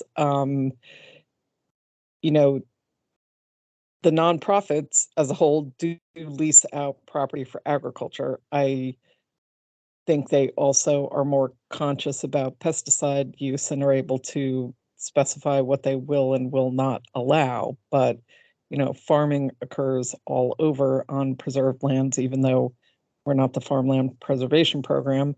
We struggle with how to regulate that and the extent to which we should allow it. But, it is a large part of what some of the nonprofit land trusts do. So we have to balance these things, just as, I can imagine that the conversation about forestry would probably be pretty different if we're having it in a couple of weeks with our county and municipal partners, might want us to make the process easier. I don't really know. They haven't really raised that issue, but I'm not sure if we had the nonprofits and the municipalities in the same room that there'd be an agreement as to how we should approach these things. So just wanted to point that out. Okay. And Nancy, does that take care of the two that had their hand raised? Oh, okay. I see another. That does, but we've got Emil DeVito would like to speak. Actually, Jeff Tittle put his name in the chat before that. Oh, shoot. Okay, let's. I think he might have wanted to speak again. Yeah, okay. I did. Sorry. Okay, sorry about that. All right, we'll go to Mr. Tittle, then Mr. DeVito. I got a couple of points since it's sort of the catch-all. I know there's this discussion about, allowing solar on preserved lands and parklands. And I think that, the farm folks, when we worked with them years ago, the ag, people, department, it came up with a plan that said that, farmers can put solar on their lands to generate the electricity they need for operations, and then of course in the off season they can sell into the grid. And I think you need to come up with a series, because I'm not opposed to some solar, but of course we don't want to turn open space into solar fields or cut down forests for it. But you can't, but I think state parks would be nice if they could get money from solar, or to use the solar to run their facilities, like Ringwood State Park or Shepherd's Pond. And so it should really be sized, for the use of the park or the park facilities, and be categories of where to put it, like in parking lots, disturbed or abandoned, lands, things like that, so that you can limit the footprint of where the solar goes, not to be putting it on, environmentally sensitive areas or cutting down trees for. But I think you need to come up with some kind of criteria, because to get some of our parks like Island Beach and others to be off the grid would be a good thing, and to use renewable energy. The other issues I have is one is on leases that you should be re-examining them. I know this is a long-standing issue because you don't have enough staff most of the time, but there are leases out there that haven't been used or looked at in years. There were cases down in the Pinelands where we're leasing land to power lines for $1 an acre because those contracts go back to the 50s. There are other places where leases have expired and should be re-upped, but we don't have enough staff to do it, and we're not getting full market value for it, which could help fund some of the programs that we need to do. But that's an area that really needs to be re-examined. Also, when it comes to diversions, though I know you've tried to make some steps in the direction to recoup some of the funding, but I always like to use this example of a piece of property in Ringwood where a friend of mine, Bob Wogish, owned it, and it was zoned commercial, and he sold it for open space to a nonprofit for $40,000 an acre because it was on a highway. It was right by Monksville Reservoir. It was a commercial zone. And when Tennessee Gas Pipeline came through, they only paid $4,000 an acre because it was open space. And I think we need to change the rules so that we get the market value of appraisal of when it was bought, not as open space. Because that's one of the reasons why pipelines and power lines and others target open space, because it's cheaper there than public land. Also, when they have to do mitigation for the trees they cut down, we ended up having the pole farm in West Milford. When they came in and those trees have still never been restored, they planted some trees and they all died because they put the wrong kind of trees in the wrong places. And we need to really look at enforcement and making sure that when there is mitigation done for the loss of trees, that it actually gets done properly. And then the other concern I have is encroachment. I see in so many of our state parks and along public lands where property owners are encroaching on state land. In Lambertville, there's quite a bit of it. There was a subdivision coming in, and I raised the issue that part of this guy's fence and pool were on DNR. We're on state park land, and the town said it's not our job. We don't care. We had the problem in Alpine where the guy put in his enduro track. But we need to do a better job at enforcement and penalties to make one, because it's a discouragement, but two, people are abusing our public lands, and to me it's sad, but it also means it's a loss of land for the public to use, and the abuse also means that these people are taking advantage of the state and the fact that we don't have enforcement. And then my last, I think, piece is that, though this is separate from open space, we need to go back to the days where we actually developed and worked with New Jersey Transit to bring people out to our parks. There used to be at one time, many years ago, bus service from Perth Amboy and Woodbridge out to Spruce Run Reservoir. In the summer, the Ringwood Warwick line would stop at the gates of Ringwood Manor and things like that we need to, for those people who don't have the ability to have cars, that we really need to do a better job in trying to integrate transit with that. And maybe there's something we can do in the rules to help encourage that, or at least work with New Jersey Transit on it. Those are my main points, but also we really need to look at how we manage our lands, that these lands belong to all of us and they're for the public, and they should not be privatized in a way that abuses the system, that it should be open to everyone, whether the facilities that are put on in our parks, and that we should not be using our parks we shouldn't be using our forests that were preserved to protect watersheds and to sequester carbon and for passive recreation, to log or open them up. It goes against the whole concept of why we have green acres is for the public, not for logging or for private use. So I just want to end there. Thank you. Thank you for your comments. Thanks, Jeff. I just want to respond to two of the points you raised, the first one being solar.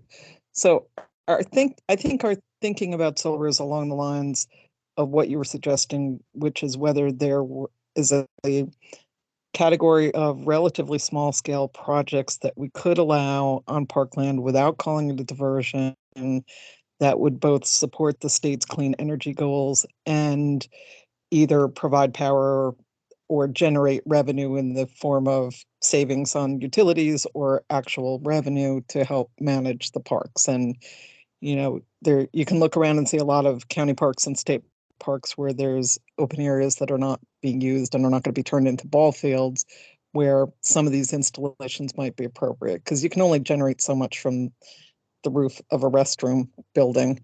And some of these arrangements, with them being those power purchase agreements, it's hard to argue that you're directly powering the facilities. So we are thinking in those terms, and we'll get into more detail in that once we have it. Just on appraisals, our appraisal standard already is highest and best use or intended use, whichever gives the greater value. But my experience is appraisers have a hard time valuing underground utilities the way we think they should be valued, as far as how they really affect the future use of the property. So I've thought about just specifying that the land should be appraised at its full fair market value, obviously current use, and assuming it could be developed, not as parkland, and then just saying that we would take a relatively high percentage of that as representing the easement value, because that would accomplish two things. It would prevent the appraisal that says that it's worth $200 when you paid $1,200 for the appraisal, but it would also potentially discourage people from crossing parkland with utilities if they thought they were going to have to pay close to full fair market value for the privilege. So I don't know if our appraisers would like that, but I think that might be something we could do. So we share some of that concern. That's all I had on that. Okay, it looks like we have Dr. Emil DeVito again would like to speak. Yes, hi, everybody. Emil DeVito, New Jersey Conservation Foundation. I just want to emphasize some of this discussion about forestry on public parklands. So right now, the state's policy is to at least have stakeholder meetings with the public and interested groups when they propose forestry. It's not a regulation. They don't have to do it. They could change their policy tomorrow and go back to not telling anybody when they're thinking about doing forestry on state DEP land. But at least right now, the policy, even though there aren't any good rules and regulations, is that they at least have to let us know about it so we can get involved in the process. In the Pinelands, public and private forestry, you get to find out about if you pay attention to the Pinelands Commission website, because all forestry is part of a process and you get to review plans and that type of thing. So in terms of what the municipalities and counties think about when they propose to do forestry, I would say to them, well, what are you afraid of? If you have a good project, then you should be telling the public about it way in advance. The big problems we get into is when they want to hide it from the public, like at Round Mountain in Hunterdon County, where they proposed without even telling the park commissioners that they were going to cut down, clear cut the oldest forest in Hunterdon County. And then here more recently at Roaring Rock Park, where everybody was in the dark. And if it wasn't for people seeing the trees marked in advance of the logging occurring, no one would have ever known about those projects. That can't be. That simply cannot be on public parkland, that nobody has to tell anybody until the trees start getting cut down. And there's no rule in place that stops that. And that you simply need to tell the DEP that, oh, here we have a forestry plan, DEP signs the plan and nobody ever knows about it. And then the logging starts. That simply cannot be. And if a municipality or county thinks that it should be that way, you should tell them that they're wrong. Now, don't get me wrong. I appreciate the Green Acres program. You guys, we're so lucky in New Jersey to have you, right? For the last 60 years, saving all this land and trying your hardest to do everything you possibly can to make sure that, you know, our natural resources are protected. Thank God we have you. But forestry is going to become a more and more contentious issue because the trees are getting bigger and older and more valuable, and everybody has their eyes on them, and we need to do something about it instead of worrying about what municipalities want and what counties want, the bad ones, not the good ones. The good ones are fine. but there are some people out there that are looking to monetize these things. And right now, there are no rules anywhere. If the DEP tomorrow decides that they want to cut down Stoke State Forest and High Point State Park, clear cut the whole place for biomass outside the wetlands, they can do it and they don't have to tell a soul. And we can't live with that, because that could happen if we get the wrong commissioner or the wrong governor. So please, the public needs to know in advance when public land is being proposed for forestry projects so that they can get involved. That's all. That's absolutely a must. Thanks. Thank you for your Emil, does comments. some of this come down to a fundamental disagreement about what's necessary for forest health? Because that's what we hear most of the time with these plans is, you know, they're designed to maintain forest health. Could you address forest that? health shouldn't even be a word, right? Because forest health is not what they're talking about. They're talking about tree health. They're not talking about the insects, the ground layer plants, the shrub layer, the nesting birds. They're talking about, oh, we don't want old oak trees. We want young oak trees. We want young, healthy oak trees, and you have to make believe it's a field of carrots. I mean, that's what they said in the public hearing at Roaring Rock in Roaring County, that you had to take out the giant, old, magnificent tulip trees and thin the forest like it was a garden of carrots. And then they call that forest health. It's absolute garbage, right? The problem is they don't involve ecologists or restoration biologists or anybody who knows beans about the ecology of a forest. All they're thinking about is trees. And that simply should not be allowed to happen. Yeah, so it is a problem in terminology and viewpoint and, this concept of forest health. They've turned ecological succession into a bad word. Now they call it mesophication. You have this old forest that's, become moister and wetter because the trees change the forest habitat underneath them. And so you go from a red oak forest over time to a beech sugar maple forest. And all of a sudden, that's considered unhealthy, which is the most ridiculous concept in science. And we just can't have these ridiculous concepts being promulgated as if they were fact. If you hear the word health, you know you're in trouble because it's not talking about the ecology of the forest. It's talking about how much money trees are going to be worth. Thank you. Okay, thank you for your comments. We have Alan Hunt again of the Musconetcong Watershed Association. Great, thank you.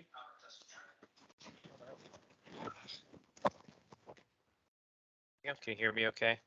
Now we can, thanks. Great, thank you.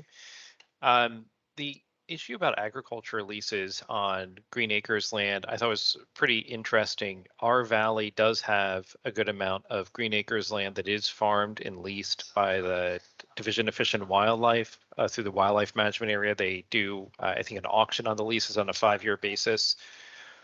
One of the issues that we've seen with that, and this is in,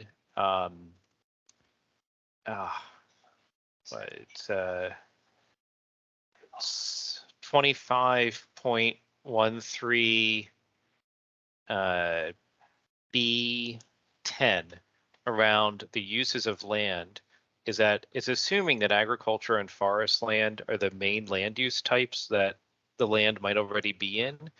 But there's also grasslands. And in our habitat type, if grasslands aren't managed, they will generally reforest, or they could be more of a meadow situation with a wetland. The wildlife management areas near us aren't actively managed as grasslands, but they were used for upland bird habitat, which requires a bit more grassland habitat mix. And over 30 years, it hasn't happened. I think it would be interesting to see that grassland be one of the uses here. And because it does require management, just like agriculture does, and has habitat benefit and hunting and recreation benefit as well. One of the other issues we've encountered with some of these parcels along the river corridor is that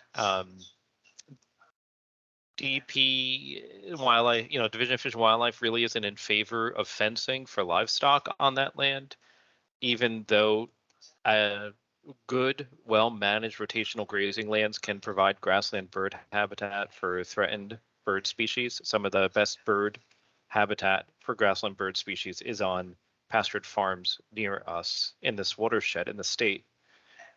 but they don't like putting up the fences for that. So I think on agriculture, there could be more detail here about what some of these uses are and management options for grasslands, whether that be for hunting purposes or agricultural grasslands that might be in a pasture situation. And if well managed, can actually do a lot for soil and water conservation, much more than row crops can do. So thank you. Thank you. Preventing succession is actually one of the justifications for allowing agriculture on green acres encumbered parkland in the first place, that, until a municipality or a nonprofit figures out what they want to do with the property, or as an end in itself, there are reasons to manage it through agriculture to prevent the trees from growing up. But the information you just gave us is pretty useful. We definitely plan to add more detail to the rules about agriculture in the future, because right now it's very minimal. Although I will point out, as someone else pointed out at the beginning, that technically 2513 does not apply to the fish and wildlife properties, because the current Green Acres rules and the future rules that we're going to promulgate apply to the property that we helped fund for municipalities, counties, and nonprofits. But we'll share your comments with the other part of our office that manages the fish and wildlife leases. So yeah, and Judith, I neglected to mention, I mean, there with this debate around creating openings in forests, the management of grasslands is important because those already exist to provide those habitat types, but they're being reforested because they're not being managed as grasslands, right? Mhm. So diverting forest for grassland while losing grassland to forest doesn't make a lot of sense unless there's a local habitat need to address that. It just may not make sense overall either. So that's why I'm saying grasslands need to have a toehold in here too, equal to forests and agriculture. Thanks. Interesting. I haven't heard it framed that way before, but that's helpful. Thank you. Okay, next to speak in the chat, we have Amy Hansen, New Jersey Conservation Foundation. Hi, thank you. Can you hear me? Yes. Hi. Okay, sorry. Thanks. And I just wanted to echo support or add my support for Alan Hunt's comments. I've noticed walking along the Musconetcong River on occasion, and there's a bit of livestock right near the waterway, and they're not kept out of the streams, and that's certainly a necessity. So allowing for certain fencing of livestock could be really helpful. Regarding the question of solar, I guess at New Jersey Conservation Foundation, we really want to be sure that any solar is not put on green fields, green land, because we do have a lot of rooftops in the state and also parking lots. It would be good to limit, we feel solar on to pre-existing rooftops, parking lots, and disturbed areas, but not on green fields. That's really important. Regarding the question about whether N.J.A.C should allow the following types of uses on parkland, restaurants, and the question of limiting to certain types of venues such as marinas and golf courses, that brings up immediately the Liberty State Park issue. And we really hope that some of the grand plans that would exclude the public and be for only certain paying customers be prohibited, and so that private companies do not gain from the public's preservation, the preservation that we've been doing so well for so many years. Thank you. So Amy, we mentioned marinas and golf courses because traditionally those have been the two types of recreational facilities where, if you're a member of the public visiting them, you expect to see a restaurant. Your typical golf course, I think, has a snack bar, a sit-down restaurant, and probably some event space all in one, and it's just kind of part of the model of how you run a golf course, and people expect to be able to use that space, and they aren't too bothered by it. Same with marinas. Our experience is the boating public expects to be able to pull up and eat at the marina. Where we've had some concerns is, especially in tougher economic times and when municipal budgets are tight, towns go looking for other revenue sources. And, in some respects, we're pushing the envelope as far as expanding your traditional snack bar into possibly more of a restaurant space. And it's always been a judgment call as to when food service is an amenity for the park and when it's a destination in and of itself. And once some of these towns get an idea in their head that that's what they want on their park, it's sometimes very hard to persuade them otherwise. So we're looking for input on where we should draw the line on those things, and the same with event space. So I think on the one hand, most of the time the public doesn't seem so bothered by having an event space in a park and perhaps being able to rent it themselves for their own functions. But when does it become the destination in and of itself and not an amenity for the park? So if you guys want to ponder that and give us your thoughts, we would appreciate it. Just one thing on the solar, and I saw somebody had put in the chat about parking canopies. I'm just not familiar with what the incremental cost is of putting in a parking canopy versus a greenfields installation. And so, but my gut tells me that would be the big objection to covering all the parking lots in the parks would be the cost of the structure. And I don't know how the numbers work out on that. So we weren't looking to pave over the parks with solar, but perhaps to take small already cleared corners that could help raise some revenue and generate some power for the park. Right. I think it's important to just really keep it narrow, because once you open it up, the green fields will be the first target. And, I think money shouldn't be the first priority one, because these lands have already been preserved. And I understand you're talking about smaller areas. And thank you. But as you guys know, preservation's only half the battle. You need money to continue to operate and maintain them.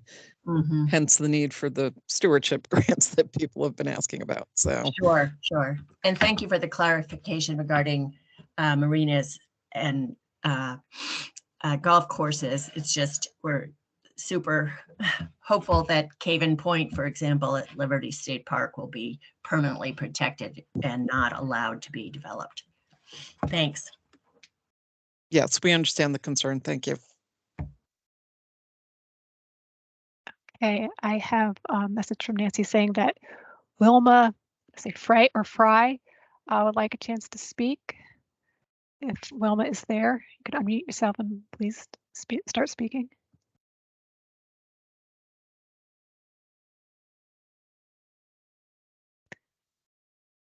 Wilma Fry or Frey?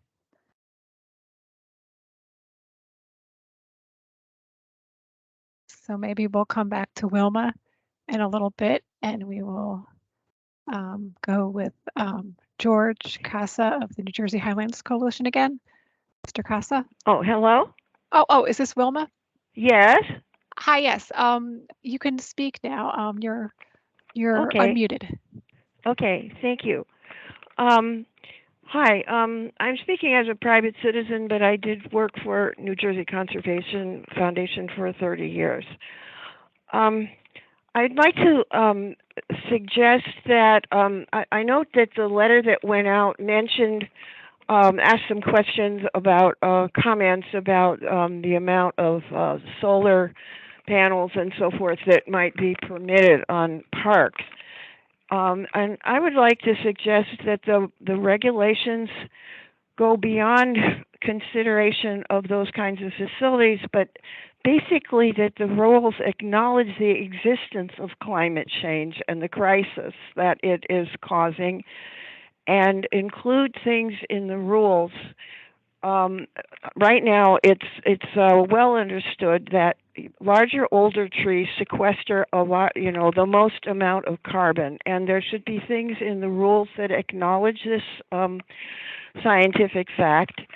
There should be things that actually mandate or prefer minimizing the amount of cutting of mature trees that is permitted on Green Acres land, and that should support the protection of mature forests on Green Acres land.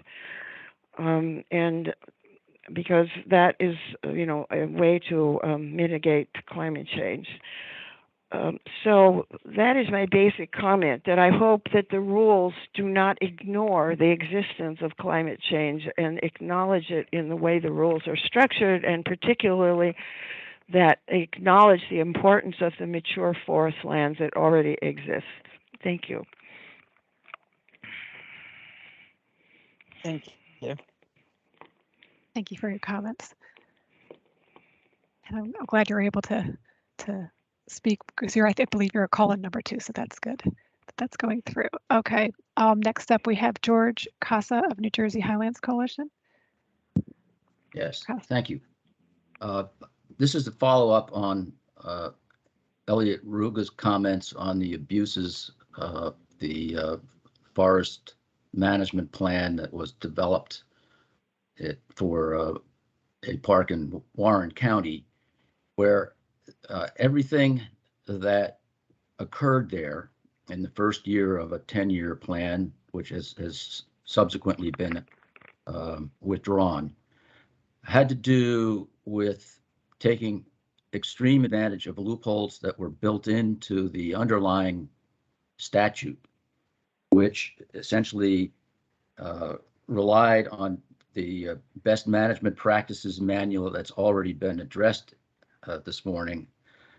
But through the best management practices manual, the forester is allowed to self-administer general permits for stream encroachments and the riparian zone encroachments that in some circumstances could possibly be legitimate on privately owned lands. But for municipally owned land, I would like to suggest that a Green Acres related best management practice guide be developed as part of your rulemaking that acknowledges the fact that wherever any kind of a forest related operation involving roads or mechanical tree removal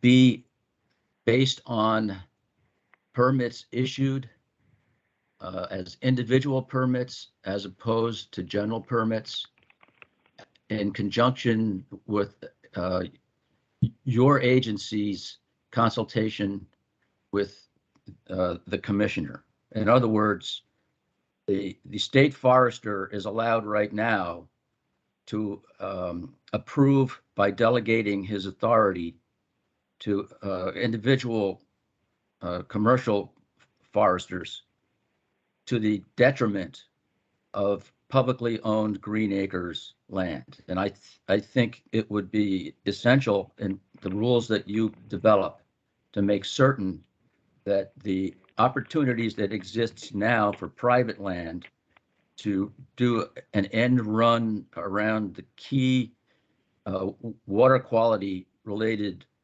requirements be addressed explicitly to require a consultation between Green Acres and whoever is developing the forest management plan, with Green Acres having the final say, if that's even possible. So that's all I've got. Thank you for your comments. I don't know if that will be possible, but thank you for the suggestion. We'll definitely take it into account. Okay, Judith, I'm looking through the bottom of the chat. I'm not seeing anyone unless I missed anything in between the written comments here. So it looks like we have no one else requesting to speak at this time. I don't know, Judith, if we Hang wanted on to. 1 second. I'm just going to pull up the hot issues list and see if there's anything specific I want to throw out there for discussion.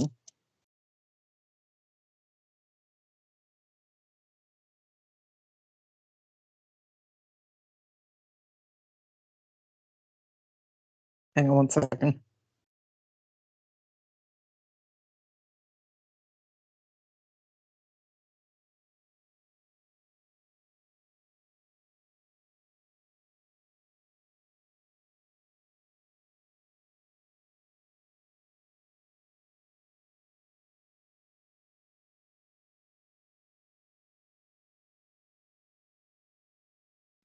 Well, what's interesting is I could have sworn I saw Dan Van Epps on for a couple of minutes, and I assume he would have wanted to talk about green infrastructure. That's something we allow already on a case-by-case basis, but we thought that we might be able to more specifically say in the rules what we allow and what we need to evaluate on a case-by-case basis. At the top of the hot topics, I mean, some of what we're asking for input is just our various processes. Are they too difficult? Should they be simpler? Should they be harder? I mean, I think a lot of people always think our diversion process should be harder, even though we made it harder in 2005, until they have to apply for diversion, and then they think the process is too lengthy and too difficult. So we're trying to strike a balance as to what to ask our applicants for to really help us evaluate diversion requests and what we can maybe cut out while still protecting the public interest and maybe make the process at least a little shorter. So let me just look at the rest of the list. Obviously, we did talk about forestry quite a bit. Yeah, nothing else jumps out at me as far as of particular concern to nonprofits. I think some of what's on this list is more geared towards the local government owners. But again, if anybody thinks of things they want to share with us between now and the next meeting, or in lieu of attending another meeting, just drop us a line at the email address. And I can't see the screen, so I guess it's up there now. Yeah.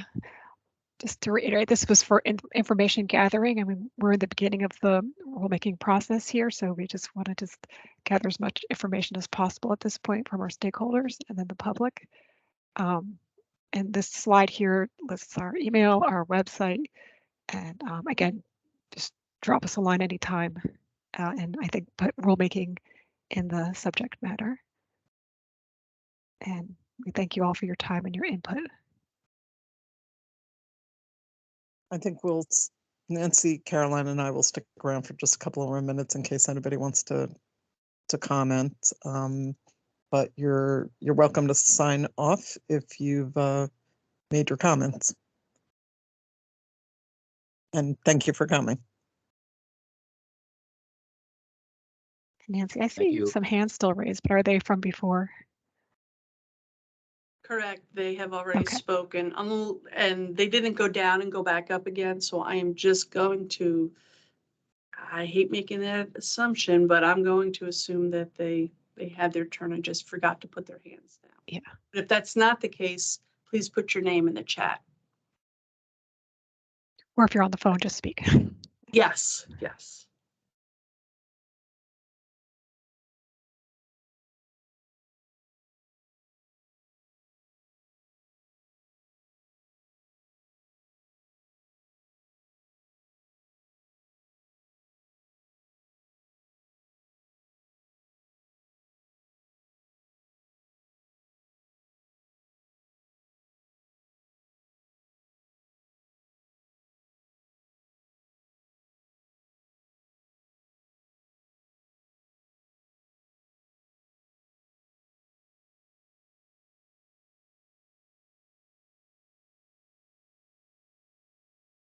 Amelia, you raised your hand again. If you Yes, I just want to say thank you. Well, you're welcome. Oh, you're welcome. Now stop raising your hand and use I don't know if use Amy's the still chat. on, but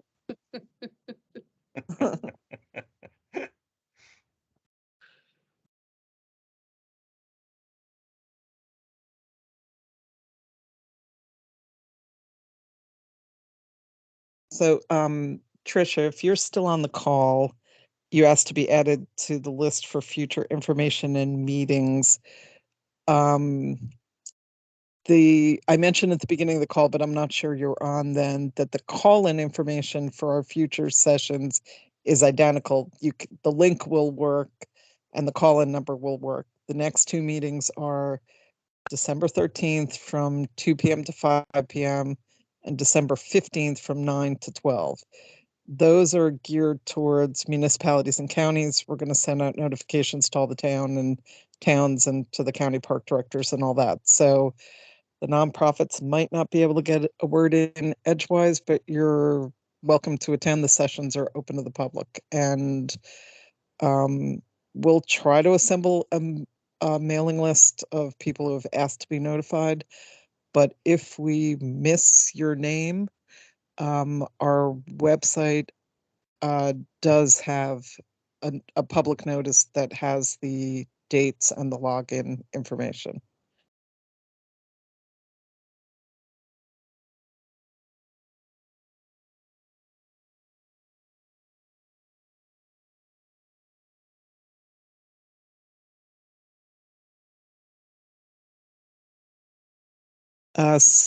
Emil, it's December 13th from 2 p.m. to 5 p.m. and December 15th from 9 a.m. till noon.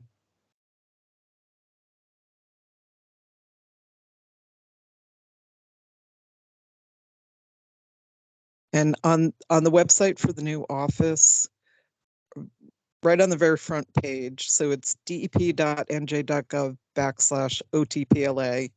On the very first page of our website, there's a what's new box on the left-hand side that has a link to information about these hearings and will take you over to the page that has the login information and the hot topics list.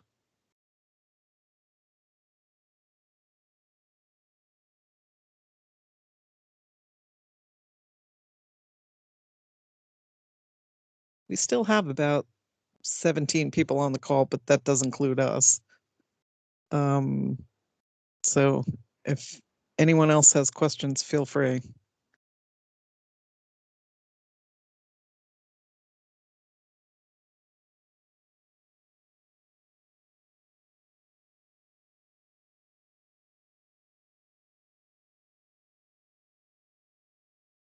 Okay, I think we're gonna end it at 12:30 unless anybody raises their hand or additional people jump on. If we do sign off and other members of the public join the meeting, we'll restart it.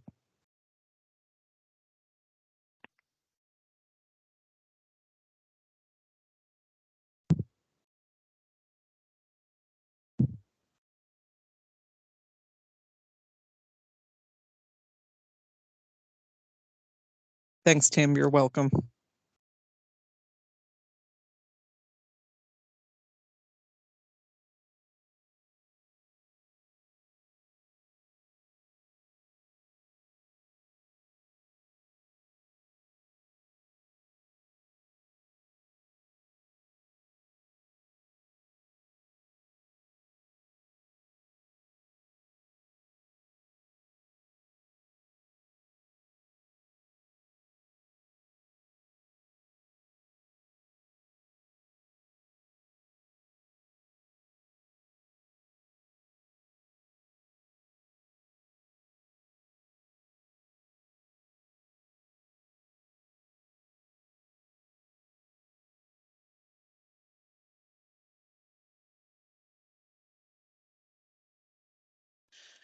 Okay, we're going to close this session at 12:30.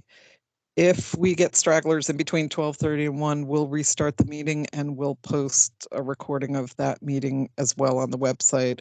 My understanding is this recording that we just created, we have to send it to our IT people so they can make it publicly accessible. And we will post it on our website as soon as we figured that out. So again, if for whatever reason someone dials into the meeting at 12:45, we'll open it back up and we'll make a recording of that available. So if nobody else wants to comment, I think we're going to call this session to a close, and thank you everyone for joining us.